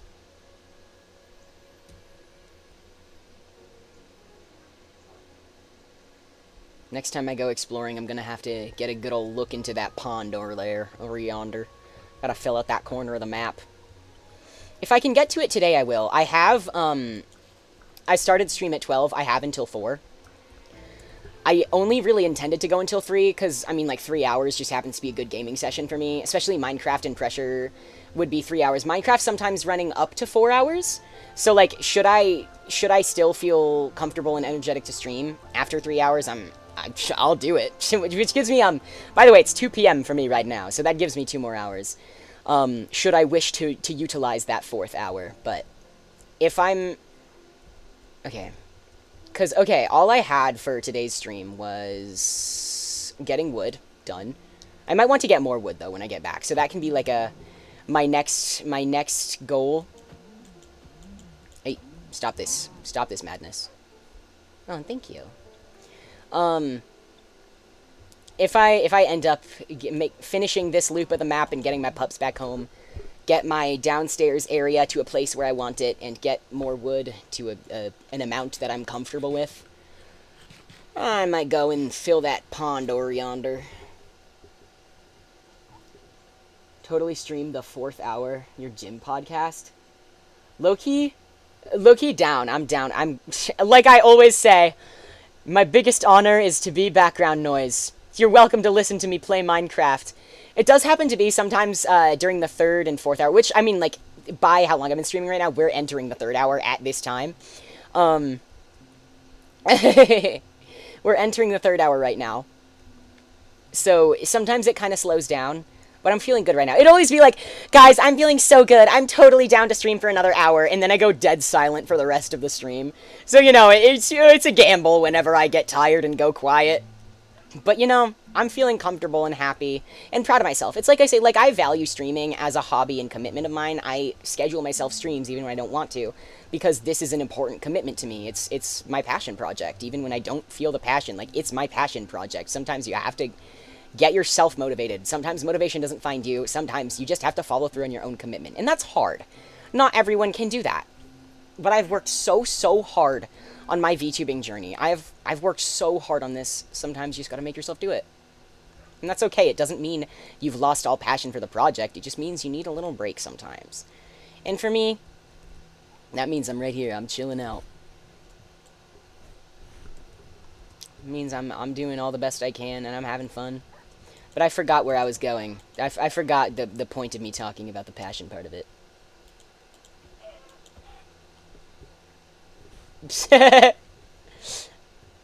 There we go. Princey lack of medication finally kicking in, and I'm confused as usual. I think many days when I stream I don't take my meds, which is why I have a harder time illustrating myself. I remember looking back on streams, sometimes I review streams just to check my progress, check if I still feel comfortable with my performance. Because, like, streaming is 100% in and of itself a skill. You do have to learn how to entertain yourself and talk to yourself. More so than just people, because you're not going to be able to entertain people if you can't entertain yourself while streaming. You literally just got to learn to talk to yourself and narrate what you're doing to yourself until you figure out how to make it fun, you know? And this is a skill I haven't mastered, but it's the skill of streaming. It's something you have to develop. It's not the same as acting on stage. It's not the same as recording a video. So I like to review my old streams sometimes, and I've looked back on some streams, even like from this past semester, from the spring, looking back at streams during which I was mining, and all I could do was narrate, because there's not much going on when you're mining. You know, I was like strip mining down looking for a cave type of deal. There's not much I could do. I had to be entertaining in my own way. And yet, because I was not medicated on the days I would stream, sometimes I would stream on days without school or work, and that would just be like a good pocket of energy for me. And I do have to budget my energy very well. Part of the specific things I struggle with and my specific support needs, I have to budget my energy levels. I plan very... it's like the spoons theory. The theory that people with disabilities, and I don't consider myself disabled because I'm very fortunate for how able-bodied I am, but certain things about like my neurotype, I have to allocate my energy in the way that the spoon theory says people with disabilities of any kind, including mental or intellectual. I'm not sure if there's any more PC term for it, but people with disabilities start every day with a set amount of spoons, and that amount of spoons is like a currency that you use, like energy reserves. So you might want to go do something like skateboarding, and you'll see someone who is not disabled, someone who's perfectly physically able-bodied. They'll go in, they'll want to skateboard, and oh my gosh, it's this thing again. Skip. You'll see someone go up to the skate park, you know, and there'll be someone manning the door. This is the metaphor. This is all metaphorical. There'll be someone manning the door, and they'll say, "That'll be 2 spoons, please." So this able-bodied person gets to go in with their 2 spoons, and they wake up this morning. They have like 10,000 spoons. Not 10,000. That's a lot. They have like 500 spoons, let's say. Now, someone who is physically disabled maybe has a harder time, maybe part-time cane user, for example, but still wants to try skateboarding, will go to the skate park. They started this day off with 50 spoons, and going to that skate park, because it happens to be a bad pain day for them, gonna cost 100 spoons. And that able-bodied person got in for 2. So that's how energy reserves work. A lot of the time, people who use this metaphor, who understand it, are able to allocate energy. And this is what I do on a mental level. I'm, like I said, extremely privileged to have an able body. But in terms of my mental, I need a lot of energy reserves for certain things, and I have to budget them very meticulously, which is why I'm so specific about the numbers involved in my schedules. Granted, on a time basis, I don't have a lot of time to waste, so everything I schedule is detailed to a T. But in the same way, when I decide which days I'm going to work on certain projects or hang out with certain people, I have to specifically save up my energy and know how much I think I will be able to spend on a certain day. And unfortunately, you can't always account for how many spoons you will have in the future. You can wake up one day and be like, okay, I figure I have like, you know, I have, for example, like 200 spoons today. Like, I feel pretty comfortable with my energy reserves. But some days you'll wake up and you'll have planned to have 200 spoons, but end up waking up, you only have 50, you know? You can never confirm how many spoons you're going to wake up with, and that's really hard. Sometimes you have to cancel because you just don't have the energy, which is something, unfortunately, not a lot of non-disabled people can have empathy for. Which I'm not going to be like, non-disabled people are evil for not understanding spoons. It's genuinely a very specific lived experience that you have to know firsthand to be fully empathetic to it. And thankfully, a lot of the people I am around, because I spend a lot of time in like very progressive spaces, the people I spend time with are going to be totally understanding. Like, yeah, like you can't account for waking up on a day and you genuinely just physically can't do it because your energy reserves are so bad. Like I said, I'm super fortunate. I have worked hard, and I've very much developed the skill of budgeting my spoons in a way I'm able to save them up. That's not accessible to everyone. I just happen to be very... This term is outdated and not appropriate, but the best way I can describe it is high functioning. Like everything, all kinds of disability, all kinds of disorder exist on a spectrum, and I'm very privileged. I will still talk about the things that I struggle with because I'm validly, I validly deal with my ADHD. It's been, like I said, I don't identify with the term disabled, but throughout my life, ADHD has been disabling to stuff such as my education. Um, I'm pretty sure I've already hit that village, but I'm not even gonna check. I just don't care. I just don't. I don't want to. I don't have the energy for the village. I have the energy to get home and work on whatever I need to, but I do not have the energy to explore another village right now. Especially when it's already on the border. I'm 99% positive I've already done that. But like, I can budget my spoons. I knew that I was going off on a tangent when I brought up the energy reserve stuff, and I forget where I started. I was like, I gotta remember where I'm coming from so I can finish this conversation I'm having. But, for me, typically I budget spoons for somewhere between 2 to 3.5 hours of streaming. And sometimes it works out that at that 3 hour mark, I'm like, hell yeah, I could go to 4 hours. I'm feeling great. I'm doing great. And that has to do with also how well I feel I'm doing streaming. Like, sometimes I feel like I've really, figured out how I want to conduct myself for that stream. You know, the performance, skill aspect of it. And knowing that I feel like I've made progress with my skills, and with my project in general, is very inspiring. That helps motivate me. Oh, I'm right back home. Yay! That's fantastic.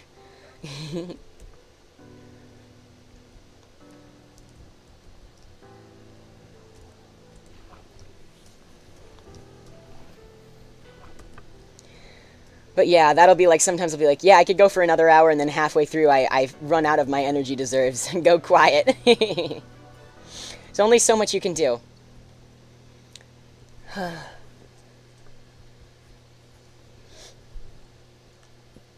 Oh, come on. I can't collect my boggies because there's a guy. Yes, I know. Yes, I know. Okay. Gotta swim fast.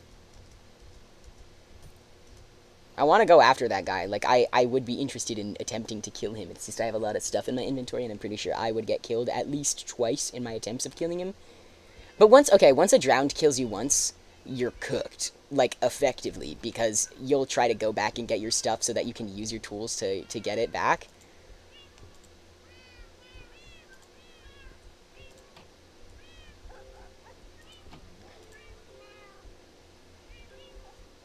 Get in there.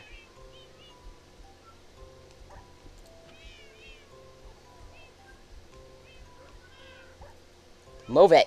Move it! Move it! This dog.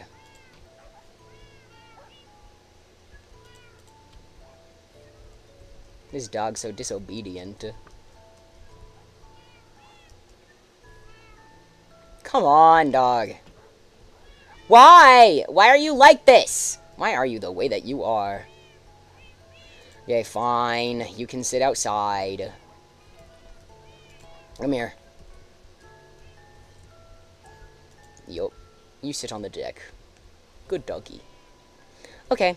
I've effectively done all of the objectives. Okay.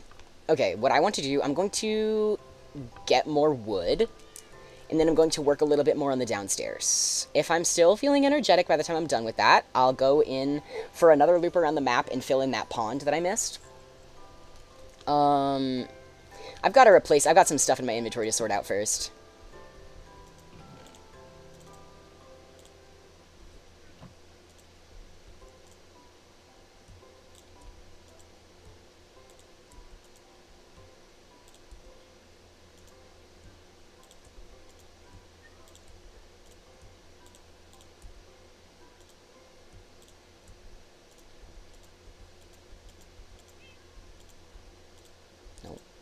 Oh, I'm having a hard time. I'm struggling. I am going through it with these buttons right now. Okay, that doesn't need to be... these smokers don't need all that. Unless... Okay, never mind. I lied. They do. The blast furnaces don't need all that either. So... There we go. It's so much food cooking. This is... I have so much food. I'm quite proud of myself. I do very well on my food. And I can make a couple more books and stuff. Got a whole lot of inventory sorting to get through, though. And that's okay.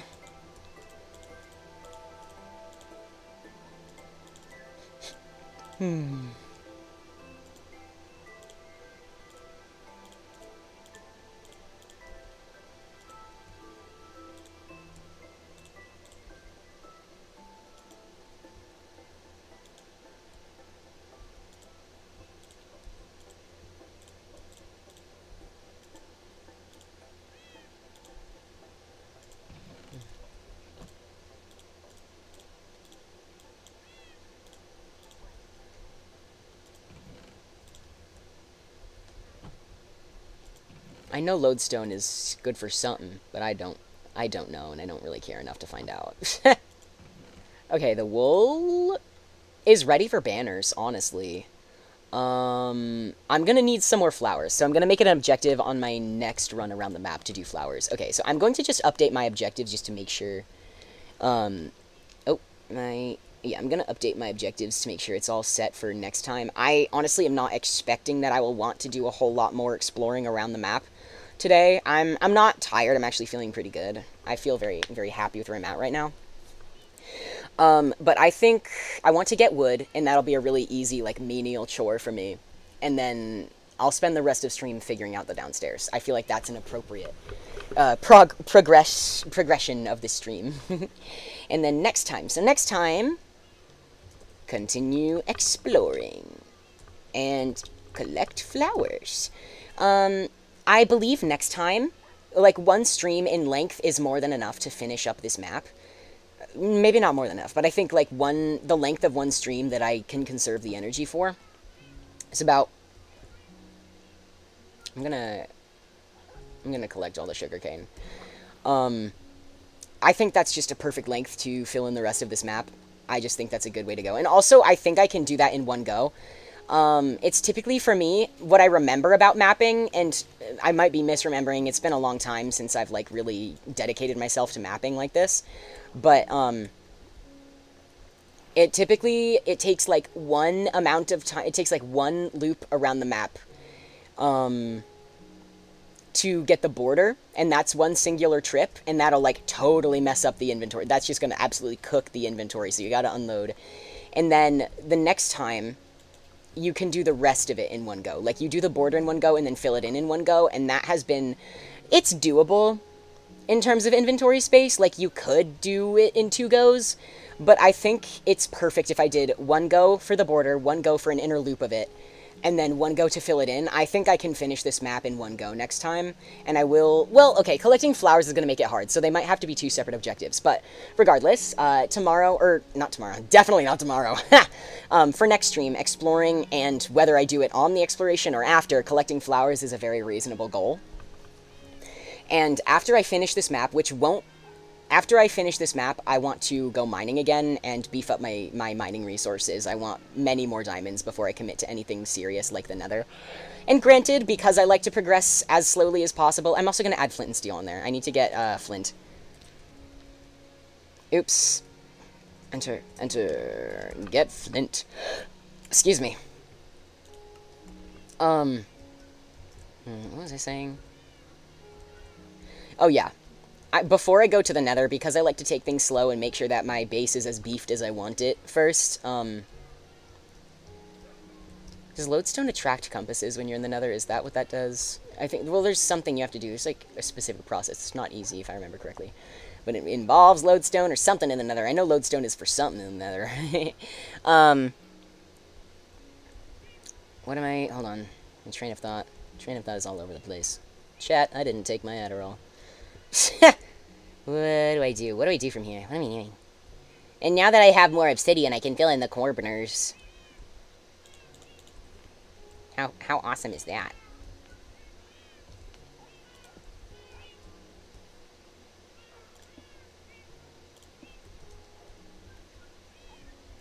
But yeah, before I do the second map, I'm going to go mining again. After mining, I'll do the rest of the maps. And it might honestly even be beneficial to do, like, map 1, mine, map 2, mine, map 3, mine, map 4, mine. Because it'll keep me interspersing tasks that are just generally, like, mining just... You're never truly done mining. You always gotta get more resources. Which is not necessarily true if you like to do just, like, one campaign of the game and you don't intend on playing forever. And, I mean, like, there's only so much you can do forever. All games gotta come to an end, right? But that doesn't have to be true if you still want to just, like, play the game for fun, if you can find other stuff to keep yourself occupied with. Maybe you like to build. And, like, maybe that's what it comes down to, you know? Maybe I just want to keep on building out my lake. Which I don't intend on wanting, but, I mean, like, I'm pretty sure what I would do is, like, my personal sense of accomplishment is, like, my base looks exactly how I want it to. I'm happy with my map board. I have explored an amount that I feel comfortable and happy with. Like, I've seen and fought what bosses and entities, like, I've done everything I wanted. So, which includes the Wither, which I know is not necessary in beating the game, but, like, I would want to beat the Wither, or, yeah, I would want to beat the Wither before I consider my campaign done, you know? Little stuff like that. Like, that's my personal sense of accomplishment of when the game is done. But up until that point, like, I want to have enough diamonds for at least multiple suits of diamond armor, should I die with one, and should I somehow miraculously collect enough netherite to make a full suit, which I don't anticipate occurring. As much as I would consider a full suit of netherite part of my preferences in reference to beating the game, it's just unlikely. I'm not good at the game enough, I fear. Like, I love Minecraft. I can play it. I'll do the tasks I want to. I'll get where I want to. Definitely won't be able to beat the Wither alone. I wouldn't even be able to beat the End alone. Low-key, I will not beat the End alone. I'll die, genuinely. I won't be able to. But I'll die over and over again, and I'll do my best to make it happen, no matter how many times I die, and that's okay. I just have to come stocked with many resources that I leave right outside the stronghold. But I'm gonna keep mining. Just, you know, collect as many diamonds as possible before I head to the nether. Because the nether's gonna be hard for me.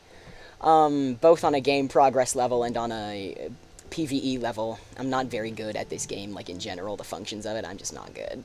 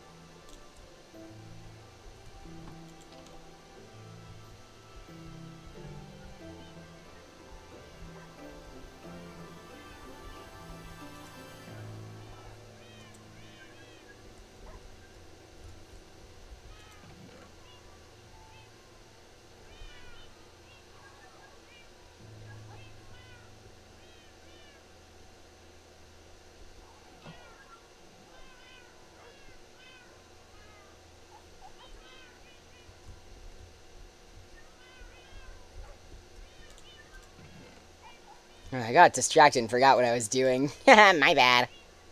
I have 3 bookshelves. I will definitely be able to make whatever else I need. 32 books is too many. I don't think I needed that. No, definitely not. But now I have 32 books to do whatever I wish with.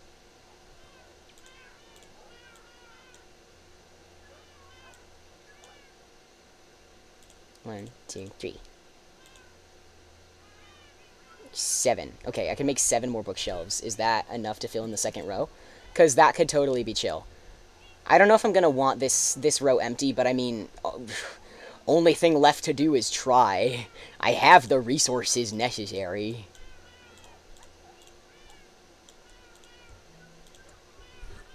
Well, I made a 7th one. I didn't actually mean to. Oh, no, I don't like it. Oh, I liked it as a bigger open space. If I break just these ones...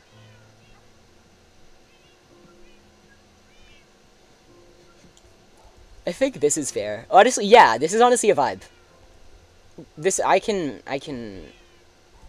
Yeah. Hell yeah.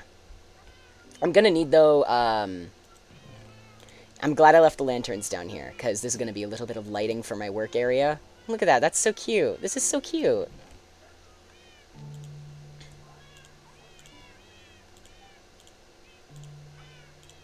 And I'm going to bring 2 feathers down here, because I'm going to want to make a book to write in down here. Oh, and then a book to write in upstairs, in the navigational deck up front. I'm still going to call it a navigation deck, even though it's not for navigation anymore, because I have all my cartography stuff right here. I have everything I need.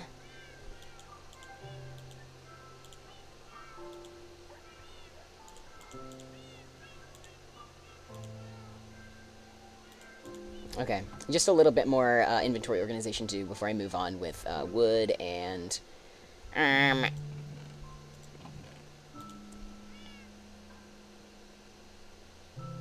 Is it wood? Hold on. I'm gonna put... Okay, wood items unrelated to a certain breed of wood can go down there.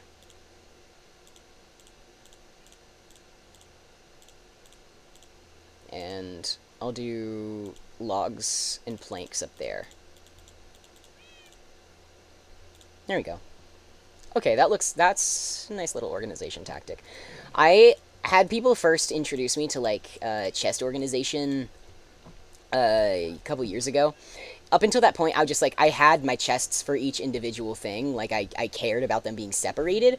I didn't realize that people would organize it into, like, rows in their chests, and I had, like, friends who played Minecraft with me, like, your chests are so ugly, why are they so disorganized? And I didn't realize that I literally had the whole option to do, I could do whatever, make them organized inside. I don't like it, I think it's a lot of work, but I understand the functionality of it, so...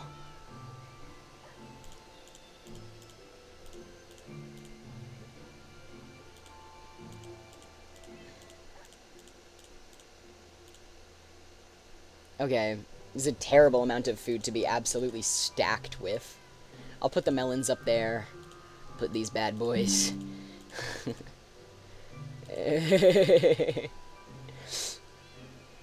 Oh, I have so much. I have so much going on. Or at least it means I'm slaying. I am in fact winning. So, I'll be on my way.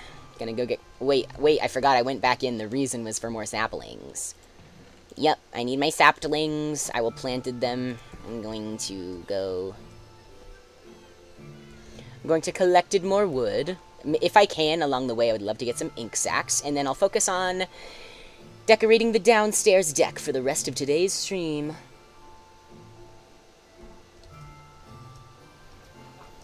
Which, if there isn't a trident boy, it shouldn't be that hard. Literally, all I need is, like, one singular squid. But every time I've gone for a squid so far, there's been a trident boy.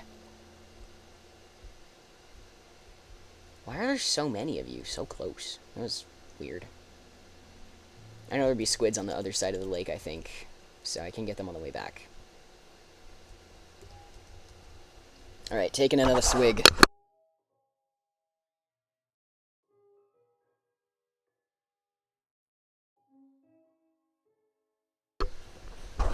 Yes. Sorry, I don't know what that sounds like. I've been messing with my mic, but mic is on. It should be. Oh, let me check my audio levels. Yes, it's still picking me up. Okay. I also have no idea. I didn't check audio because I didn't start setting up the tech of the stream until I'd already pressed go on the, like, start stream on the starting scene screen. It's turning night. It's a bad idea, but I don't really need that much, so I'm just going to do this one mega tree. I'll replant the 2 saplings I have, and any more, I'll make another mega tree if I get any more saplings, but... Oh, I thought it was done for. I almost fell off the side.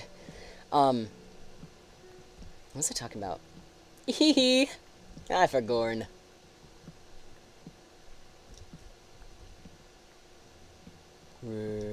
Shut up. And shit, cause I'm in Minecraft. I am placing blocks and shit, cause I'm in fucking Minecraft. Oh my god. Oh, my little boathouse looks so pretty from here. You know what? Is it... Oh, that's the wrong one. Is it F1? I'm gonna screenshot this one. This is the next thumbnail. This is just delightful. That was delightful. So cute. Oh. I mean, this is a weirdly framed shot. You got the tree I'm working on down here, but... It's home. That's so cute. My little house looks fantastic.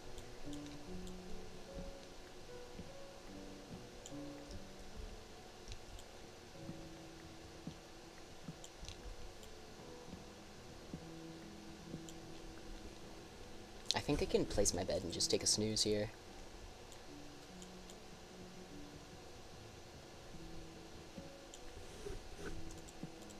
Yep.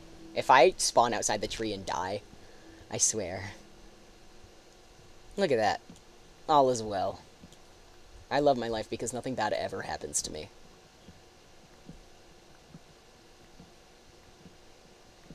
Uh-oh. I've made the same mistake. It's because of my hubris. I assumed the tree... Oh. I might be dumb. It is my hubris, I fear. It's gonna be a rude awakening on the way down. That's okay. Oh, how much hubris I do hold, isn't it? I'm gonna take a whole lot of damage.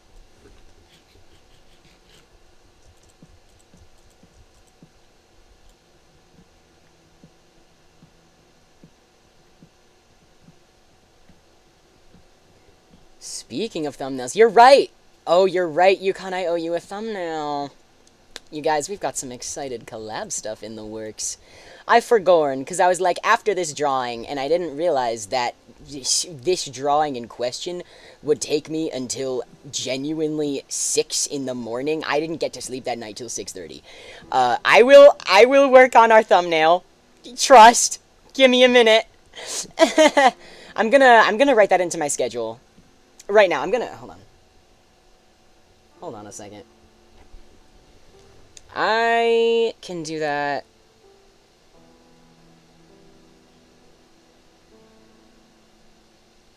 Wait for me. Wait for me.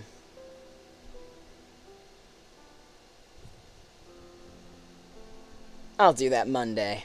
That's the next day I'm free, which is a little sad considering it's Wednesday right now. I'm not even free Monday. I have to... All my art stuff is overlapping and evil.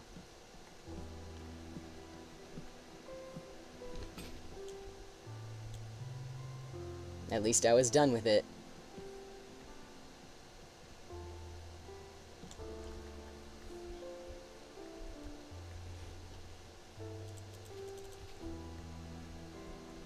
Is that where it was? Oh, wow, perfect. Perfect guess from the printer.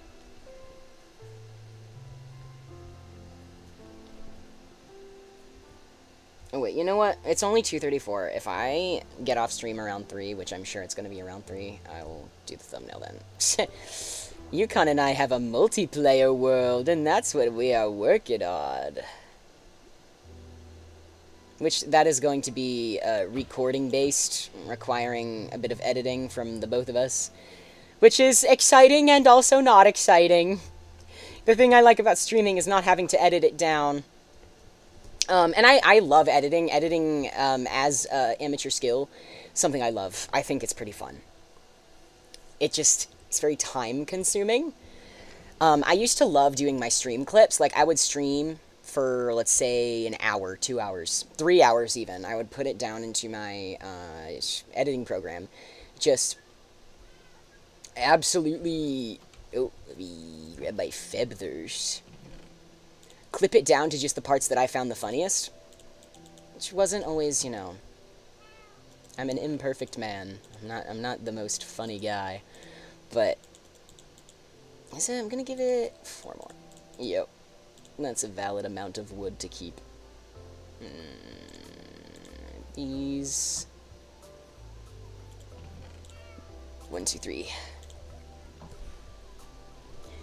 I love editing. It's just, it was a lot more accessible to me when I was a high schooler, and I was only streaming like once a month, and I would only be like an hour long. It's much harder. I've had a lot of streams in the past year that were like 3 hours long, and that I felt I did really well in, and I wanted to clip it down to make it a consumable video.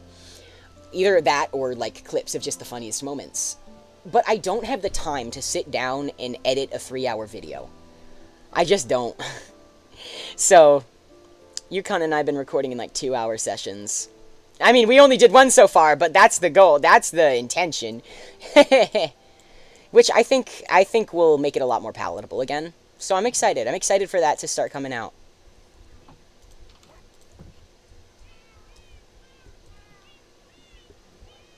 Rough.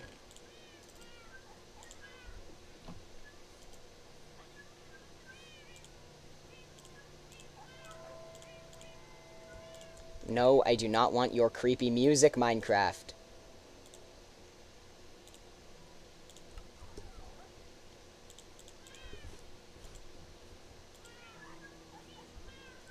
And then I can take it out and write it when I want to write.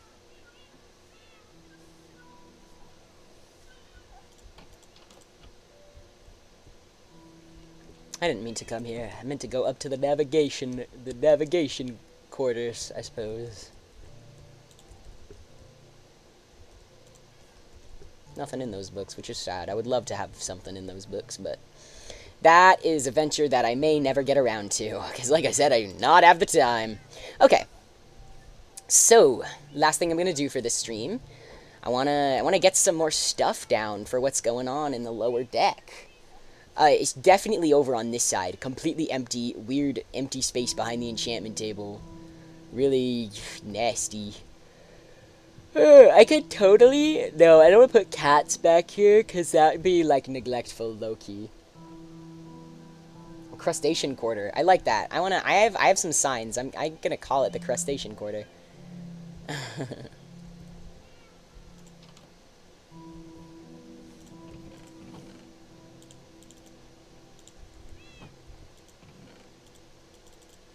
Yukon, this is your second contribution to me building my home that is like a very official part.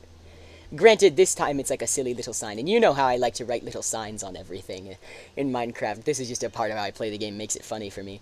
But you're the I don't know if you remember this. You're the one who suggested I do a boat on the lake in the first place, and that was like, you know, completely altered the course of this campaign so far.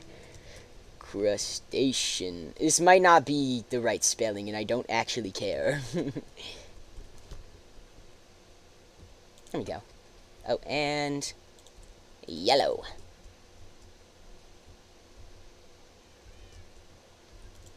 I'm gonna check if there's any pets with collars that still need to be made yellow. Yes, there are.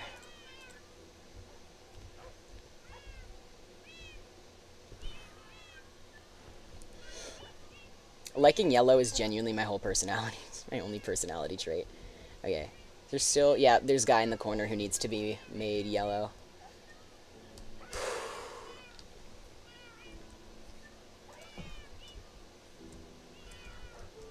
Shout out to the two cats and the dog that could not be made to go in the cat room.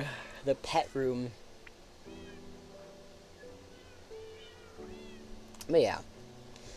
A little bit easier to process when breaking down a campaign from like a 2-hour session, making postable videos of it. I'm excited for that venture because you can tell in the way I handle everything, you can tell that ever since I was little, my dream was being a YouTuber. Obviously, I've shifted my dreams to something a little bit more realistic since that time. And not all too much more realistic, because musical actor is also incredibly unrealistic. But you can tell in everything I do, the way I've developed my skills, that there's so much influence from how much I loved YouTube when I was little. People like Markiplier and Jacksepticeye especially. Like, on my PL accounts, my TikTok, I like to post multi-minute videos of me sharing my feelings. Much like I did today, I like to post multi-minute videos of me, like, sharing a political idea. I consider myself a modern-day philosopher in some ways, without any, like, political credits for that, but just my own personal, you know, life experiences and how they led to my beliefs, stuff like that. And the thing is, like, TikTok for me is, like, I think it's going well. I just enjoy the app. It's my hobby. But long-form, essay-ish content is not suitable for TikTok. You can tell that my interest lies in YouTube, and that's just not a super accessible medium for me right now, because I don't feel confident. PL-wise, I don't feel confident releasing multi-minute YouTube videos that focus on something that has to be handled seriously. I do it well on TikTok because it's a very consumable medium. It's you know, short form, and a lot easier for me to control where I land on the algorithm that way, and how I'm perceived. Whereas on YouTube, I would probably have to take it a lot more professionally. Not in that I would take it like job professionally, but that it would be like, it's just a bit more refining that goes into making longer form content in landscape mode. If that makes sense. But alas, it'll be nice to kind of experiment with edited videos like for posting. But yeah, I'm excited. I'm excited for my collaboration type beat going on right now. But I still need to figure out what to do with this area back here. Low-key, I don't have anything to do with it. I might leave it like this for now. I really can't think of anything. But I will take out my plant pots and start placing them in places where I think they'll do well.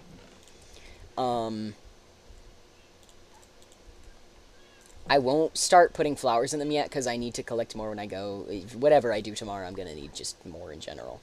But for now, I'll decide the places where I want plant pots to be. I won't put any in the animal room because, like, for lore reasons, saying animals can be sensitive to some plants. Make them sick. Oh, this shouldn't be there because I have to get through the ladder.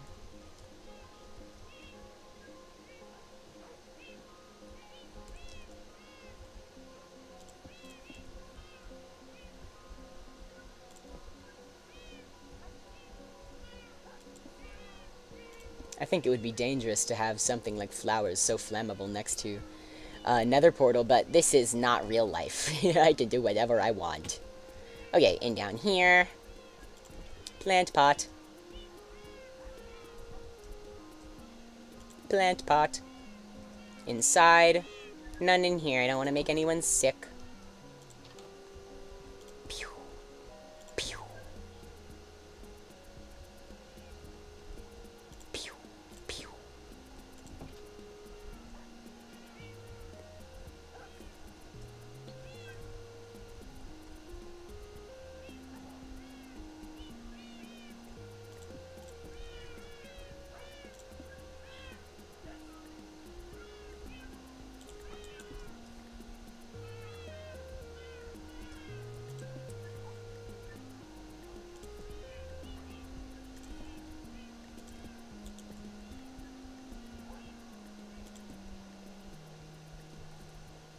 There's a gargler outside. Gargler. I'm thinking about, in sophomore years, around the time I started practicing VTubing type stuff, I was super into The Walking Dead, which is what's made me thinking of it. It was made me thinking of zombies right now. Ugh, Walking Dead. I never finished it. It's such a long show, but I liked it. Live action isn't really my thing. Silly. Alright. I'm gonna put up the plants and then settle in for the night.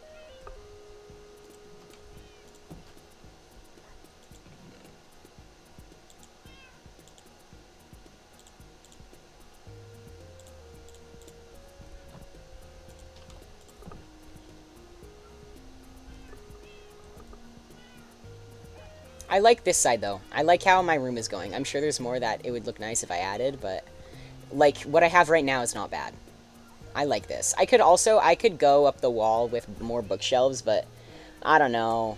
I feel like this is a really good setup, and I don't know if adding more bookshelves to the other side might break it up. That's okay, though. Gargler. There's garglers outside. Ah, yes. Well, my friends, it is that time. I am tired, and I've come up with a good plan for next stream. So, I am going to call it here. Thank you so much to everyone who joined me and who listened to me yap for like 3 hours straight. I love you all. I hope you have a lovely night, and bye-bye.